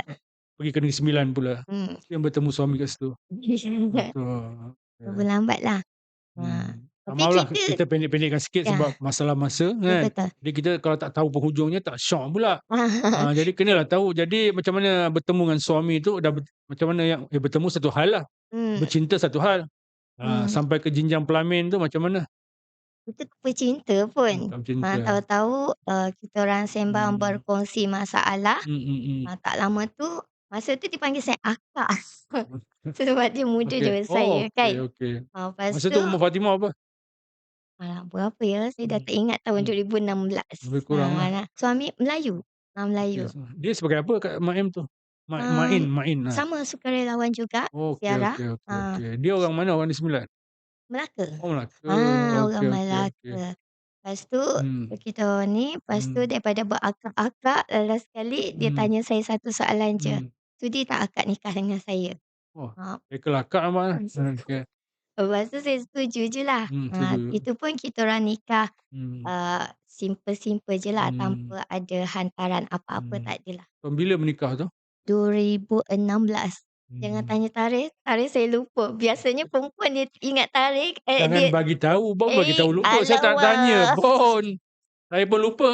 Aduh, tapi yang bab ni, Ah, suami saya yang ingat, saya yang lupa. saya tak tahu tu dia Kita ingat ke tak? balik. Tanya dia. Ah, ah, 99 kan? ya betul. Tahun pun saya lupa. Saya tahu dah lama je. Kita Hmm. nikah simple Hmm. je. Hmm. Situlah kenal. Kita Dia tahulah pendekkan. kisah kahwinan pertama. Daripada situ saya cerita A to Z lah. Hmm. Cerita A to Z. Hmm. Cerita lebih pada sebab berkahwin lah. Selepas berkahwin. Okey, alhamdulillah sampai sekarang. 2016 Alhamdulillah. dah berapa tahun ni? 10 10 tahun. tahun. Okey. Daripada, saya join Rakan Ziarah tu tahun 2015, Hmm. sehinggalah kami diberhentikan ramai-ramai masa tu 70 orang. Tahu punca sebab apa? Sampai sekarang saya tak tahu sebab apa. Hmm. Lepas tu, masa tu saya PJJ lah dengan, suami saya ni. Hmm. Sebab dia berhenti, dia sekejap je. Hmm. Dia berapa bulan je, lepas tu dia Hmm. berhenti, so Hmm. dia dah balik Melaka. Hmm. Dia kerja sekali dengan ayah dia. Mhm. Lepas tu saya masih lagi teruskan rakan ziarah, saya duduk kat Negeri Sembilan, Sabtu Ahad baru saya balik sini. Sampailah kami diberhentikan, lepas tu barulah saya, pindah ke Melaka. Lama tu dalam sebulan ke ataupun tak sampai sebulan dah start PKP. Mhm. Mhm. Mungkin ada hikmah juga, kalau tak Hmm. memang saya tak Hmm. tersangkut kat situ balik. Hmm. Oh. Okey. Ya? Ya, Alif saya Chow kita punya tetamu podcast kita yang pertama kan. ya, Dia pun skuad apa tadi, ziarah. rakan ziarah. Rakan ziarah, Ya, saya sebut skuad je ni. dekat Rakan ziarah Majlis rakan Agama ziarah. Islam Negeri Sembilan. Ya, betul. Masa tu ada jumpa dia? Ada Betul? ada, Oh, so betul lah dia rakan ziarah betul. Sahkanlah dia saksi Ya, ni. betul. Dan, Ah. Uncle Alif Chow ni Ah. merupakan bapa angkat saya jugalah. Dan Oh dia gitu.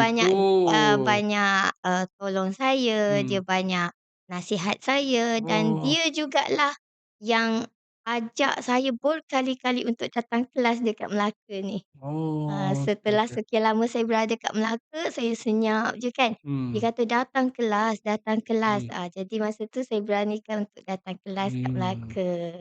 Jadi Alif Chow ni adalah tamu podcast kita yang pertama. Boleh tonton Hmm. kisah dia di YouTube saya, insya-Allah. Okey, Okey. Syah. So, alhamdulillah lah. Jadi okey, saya nak tanya satu je sebagai seorang yang dah masuk Islam, dah 20 tahun, 26 tahun kan. 10 tahun dah berkahwin. Okey, bila perubahan yang kata perubahan daripada masuk Islam kan. Masa tu komitmennya baik, suka, semangat. Okey, kemudian melalui zaman yang tertekan menyebabkan longgarlah pegangan tu sikit, mungkin tak bertudung, betul? Lepas tu mula bila dah jadi rakan ziarah main mungkin lebih dekat dengan suasana yang memberi kita Islam, lepas tu Fatimah dah selesai dengan idip, dapat sijil, Hmm. kan? Bagaimana dengan komitmen terhadap amalan agama Fatimah sekarang? Atau bagaimana dia berubah? Alhamdulillah kita, bila kita dah join rakan ziarah Hmm. kan, kita dah komitmen, Hmm. kita dah Hmm. belajar, Hmm. dekat IDIP, apa yang kita belajar tu kita cuba Hmm. sampaikanlah. Hmm. Bukan setakat sampaikan je tapi kita kena Hmm. amalkan. Hmm. So setiap apa yang kita belajar, Hmm. kita kena amalkan Hmm. selalu. Mhm. Ibarat macam solat lah. Kalau Hmm. kita baca buku tentang Hmm. solat, Hmm. solat ni macam ni, macam ni. Mhm. Tapi kita praktikkan, amalkan pun sama juga. Mhm. Mhm. Jadi kita, sampaikan, kita Mhm. amalkan, lepas tu Mhm. kita ziarah pula Mhm. mualaf Mhm. sendiri. Mhm. Jadi di samping kita mengajar mereka, di samping tu juga kita belajar sekali. Mhm. Mhm. Mungkin ada yang, Mhm. kita ajar tu, ada yang kita tak tahu juga Mhm. ataupun kita dah lupa kan. Mhm. Tak semestinya kita dah habis belajar, kita Mhm. dah belajar idip tu, orang Mhm. dengar, "Oh, Mhm. idip, belajar idip ni." Mhm. Tak semestinya dia hebat. Macam Mhm. itulah. Jadi kita kena Komitmen Fatimah sendiri macam dari segi amalan itulah, iaitu mhm, seperti solat, puasa atau sebagainya. Mana yang paling mencabar? Solat ke, puasa ke, tudung ke atau macam mana? mmm, solat semua tak ada masalah. Dalam masalah. Bagi saya, Mhm. solat, puasa apa semua tak Mhm. ada masalah. Mhm. Walaupun pada permulaan awal-awal masuk Islam pun memang sangat seronoklah. Mhm. Sebab dia tak ada, macam susah sangat ke, Mhm. macam kalau pakai tudung ataupun Mhm. pakai baju tebal sikit rasa, panas sangat ni." Tak Mhm. adalah. Cuma Mhm. kita dah Mhm. terbiasa sebab Mhm. kita rasa betul-betul nak, apa ni, nak Mhm. menuju ke Islam tu. Mhm. Jadi kalau mana yang, dia masuk Islam kerana betul-betul kerana Allah, insya-Allah dia akan rasa seronoklah, dia akan, menghayati benda tu. Mhm. Tapi kalau dia masuk Islam disebabkan nak kahwin, hanya semata-mata nak, Mhm. apa ni, nak mencari sesuatu yang baru Mhm. contohnya, Mhm. mungkin dia tak akan rasa Mhm. nikmat tu. Mhm. Nikmat tu Mhm. yang paling, mencabarlah. Okey, boleh tak saya katakan maknanya sebelum Fatimah hidup dalam keadaan agak derita sebelum Islam. Hmm. Bila masuk Islam tu apa yang dia rasa? Bila masuk Islam, Adakah perubahan yang sangat bermakna atau sebagainya? bila selepas masuk Islam tu dia Hmm. rasa sangat happy, sangat Hmm. senang, Hmm. rasa tenang sangat-sangat dan dia rasa diri dia tu dah bebas, macam tu Hmm. saya rasa. Ha. Okey. Kalau Fatimah, masa 18 tahun masuk Islam tu seperti rasa Islam tu rasa Islam memberi keterangan, macam membebaskan dia pada segala belenggu yang berlaku sebelum itu, melepaskan dia pada penderitaan bersama ibu dan sebagainya, okey. Itu lebih pada itu ialah sejarah yang indah lah, Hmm, pengalaman yang indah, perjalanan peribadi, syahadah untuk Fatimah. Tapi kalau pada hari ini, Islam ni secara akademiknya dia bergantung pada kualiti ajarannya itu sendiri. hmm, Betul? Fatimah setuju? Okey. okey, Selain pada pengalaman hidayah yang indah, okey, dari segi kefahaman tentang ajaran Islam tu sendiri, kalau Fatimah boleh kongsikan kepada Muslim, anak-anak muda kita ataupun pada non-Muslim sendiri yang belum masuk Islam, kan, apakah ciri-ciri yang istimewa pada ajaran Islam tu sendiri, yang meyakinkan Fatimah bahawa inilah agama yang sebenar? Bukan first impression, pada masa sekarang. Ha? okey pada masa sekarang, Pada masa sekarang. Kalau dulu kita melihat, aku masuk Islam, aku bahagia, Hmm, selepas seolah Islam membebaskan aku daripada kehidupan yang penuh sengsara sebelum ini, betul? okey, Tetapi itu bukan sekadar itu, masing-masing boleh mendakwa bahawa dia ada sejarah, pengalaman indah masing-masing walaupun pada agama lain dan sebagainya. Tapi Islam bergantung kuat kepada kualiti agamanya sendiri, ajarannya sendiri, dari segi ketuhanan, rasulan, Al-Quran, betul? betul. Okey, dengan kefahaman sekarang ni, Okey, ah, daripada pemahaman hmm, sekarang ni, kita apa ni, boleh ah, faham Fatimah soalan saya tu? InsyaAllah Masya-Allah. Okey. cuba di tengah olah. Ah, Okey, kita nak sampaikan Islam ni kat luar tu, apa yang saya nak cakapkan, Islam ni tak kejam. Islam ni dia kejam. Jadi Islam ni dia, bukan nak lihat kepada kesempurnaan seseorang tu, tapi dia nak lihat pada usaha, nilai dan juga keyakinan seseorang tu. mhm, Contoh macam ciri-ciri ketuhanan tadi tu, kita kena yakinlah bila kita masuk Islam tu, kita kena yakin bahawasanya Allah tu satu. Dan kita kena sampaikan kepada orang lain, macam mana, nak fahamkan mereka yang bahawasanya Allah tu satu je. Allah tu tak berada dekat mana-mana. Contoh kalau macam untuk agama lain, dia meletakkan Allah dekat mana-mana. Contoh dekat sini Tuhannya lain, di sini Tuhan yang lain. Tapi kalau untuk agama Islam ni, Allah bukan berada di mana-mana, Allah tu satu. Jadi macam mana nak bagi fahamkan mereka ni, kita kena, bagi mereka kenal diri. Macam mana nak kenal diri tu, mhm, diorang kena, uh, yakin macam mana nak yakinkan mereka dululah, diorang kena kenal diri dulu. Mereka ni berasal daripada mana, bukannya berasal, "Saya daripada perut mak saya lah."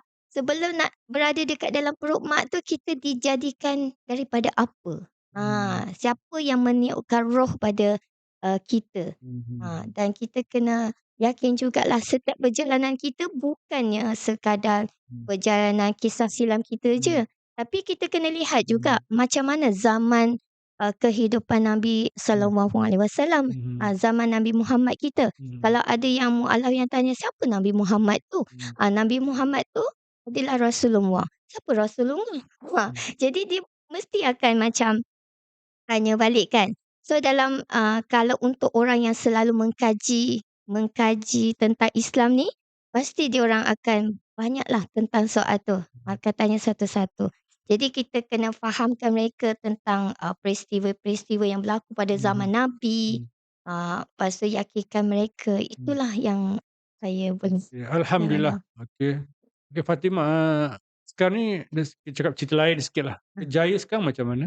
Berjaya Mhm, saya mhm, sebagai seorang suri rumah tangga sepenuh mhm, bahasa sekarang ni dan juga merupakan seorang atlet lah. mhm, Sepenuh masa, mhm, ikut waktu fleksibel, yang free. mhm, Okey. mhm, Dan kalau boleh tengok kalau terjumpa live saya mhm, memang selalu live, bidai, mhm, alas kaki lah. mhm, Dan sekarang ni, time-nya mhm, kadang-kadang ada juga kopi ala Kazim. Apa tu? Ya, Oh, kopi kopi ala Kazim. okey. Ada TikTok lah, boleh Betul. share kan TikToknya? Boleh. Mhm. Okey, so saya boleh type je Cik Tim Shop, so nanti dia akan keluar. Okey. Macam mana So, kehidupan sekarang dengan suami? alhamdulillah, dengan suami tak ada masalah, Hmm, memang, bahagialah. bahagia, Hmm, keluarga mertua dan juga, ahli keluarga hmm, semua pun hmm, baiklah, mhm. layan saya baik Suami dan okey ke dengan kisah-kisah silam ni? alhamdulillah suami Hmm, sangat mhm positif, mhm. dan juga banyak menasihatkan saya lah Mhm dan mhm. juga banyak, Hmm, kadang-kadang, hmm, bila kita hmm. orang dekat rumah sentiasa menghidupkan taklim dekat rumah lah, Oh, taklim, selepas maghrib, Siapa yang sampaikan? suami. Okey okey okey. Sebab, benda ni pernah belajar kat Idip kan, Mhm. jadi benda Dia tu dia suami ada belajar kat IDIP ke? Oh, tidak, tak ada, okey. cuma kita sama-samalah, Mhm share kan, mhm mhm berkongsi cerita tentang Nabi Muhammad, mhm. walaupun tak berapa faham sangat Mhm kan, mhm mhm kan mhm. berapa ingatlah kalau nak Mhm explain kan kan, mhm mhm dengar cerita mhm. Rasulullah, macam Mhm. tu. Okey. Fikirlah akhirnya Hmm, nanti kalau ada peluang lain masa yang sesuai mungkin kita panggil lagi lah Puan hmm. Fatimah untuk bincang secara yang berfokus pada isu-isu atau tajuk yang berfokuslah atau Okey, baik. spesifik, insya-Allah. Cuma InsyaAllah. terakhirlah daripada kalam daripada Fatimah, kata-kata hikmah ataupun kata-kata pesanan daripada Puan Fatimah kita ni, dengan Hmm, pengalaman hidup yang hebat, yang semuanya menjadi apa, panduan dan pengajaran yang besarlah untuk kita bersama, eh. okey, baik. Okey, berdasarkan ayat kita ni, "Fa aina tazhabun" ni, mana kita nak pergi ni Fatimah, Hmm, kan? Apa pengharapan Fatimah untuk masa depan, untuk Islam, untuk diri Fatimah, untuk keluarga Fatimah, kan? hmm, Eee, baik. Keyakinan Fatimah, pengharapan kepada Allah, apa sajalah yang Fatimah nak tinggalkan pesanan, hikmah kepada kita semua. Silakan. Baik, untuk pengharapan saya lah kan, kita sebagai seorang, Muslim, kalau untuk orang yang dah lebih daripada 5 tahun, 7 tahun kan, rasanya relevan lagi kot Hmm, untuk kita panggil sebagai mualaf, sebab kita dah pun mukallaf dan sama seperti macam orang Melayu biasa dah. hmm, Sebab kita dah Muslim, so kita jangan jadikan diri kita lemah. Jangan jadikan diri kita ni lemah, aku mualaf, aku lemah." Boleh. Walaupun kita ada kisah silam yang berbagai ceritalah, sama ada pelbagai kaum, mesti ada ceritanya masing-masing dan kita mualaf ni ada berbilang bangsa. Jadi jangan kita rasa macam tersisih.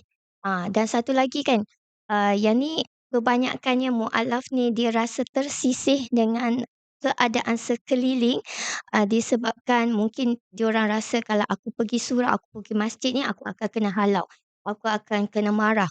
Tidak, sebenarnya mereka lagi suka untuk kita selalu hadir dan juga, menyertai program-program yang mereka yang adakanlah. Sebab apa? Sebab diorang nak meramaikan, terutamanya kita walaupun kita tak tahu apa-apa, kita banyakkan bertanya. Jangan rasa kita ni down, kita rasa rendah diri, termasuk saya lah. Jangan rasa kita putus asa dengan apa yang berlaku pada kita sebelum ni. Jadi kita kena ke hadapan, okey? Kita kena berani ke hadapanlah untuk tunjukkan kita ni tak lemah. So, dengan kelas-kelas yang ada dekat mana-mana setiap negeri yang mana ada kelas mualaf ni, sebagai seorang mualaf, pergilah kelas. Walaupun, kita bagi macam-macam alasan sibuk ke macam mana sekalipun, kita cuba cuba, apa ni, asingkan jadual kita, alihkan jadual kita macam mana kan, kerja kita macam mana. Kalau kita tak ada masa sekalipun, seminggu sekalilah. Kalau tak ada seminggu sekalipun, seminggu 2 kali ataupun tiap-tiap hari kita boleh hadir, kita hadir. Sebab dekat dalam tu, mungkin kita akan berkongsi ilmu dengan sesama kita ataupun, ustaz yang sampaikan tu mungkin ada benda yang kita boleh dapat dekat situ. Mungkin kita hari ni kita rasa sedih, kita ada masalah. Daripada segi apa-apa kewangan lah. Apa-apa pun kekangan masalah, masalah kewangan, masalah ekonomi, masalah, keluarga apa semua, mungkin dekat situ, apa yang kita belajar tu, benda tu boleh, selesaikan masalah kita.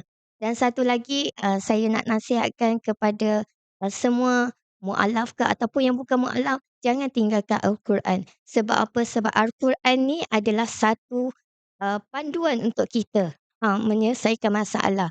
Sekiranya kita ada masalah, kita baca Al-Quran, dekat situ dah dia boleh memberi, apa ni, panduan untuk kita. Dia akan kena dengan kita, percayalah. Sebab tu Al-Quran ni dia adalah satu-satunya, panduan perjalanan kita. So jangan berhenti untuk menimba ilmu, jangan berhenti untuk mengejar ilmu. Sebab selagi semakin banyak ilmu yang kita belajar, semakin cetek ilmu kita. Jadi, jangan segan, jangan malu, amalkan apa yang kita belajar, yang penting ilmu, iman, amal. Terima kasih banyak-banyak Puan Amin. Fatimah, okey, dengan apa yang dikongsikan, satu perjalanan hidup yang bermakna, yang menginsafkan kita, memberi banyak pengajaran kepada kita. Okey, kita harap di lain masa kita dapat bertemu lagi, okey.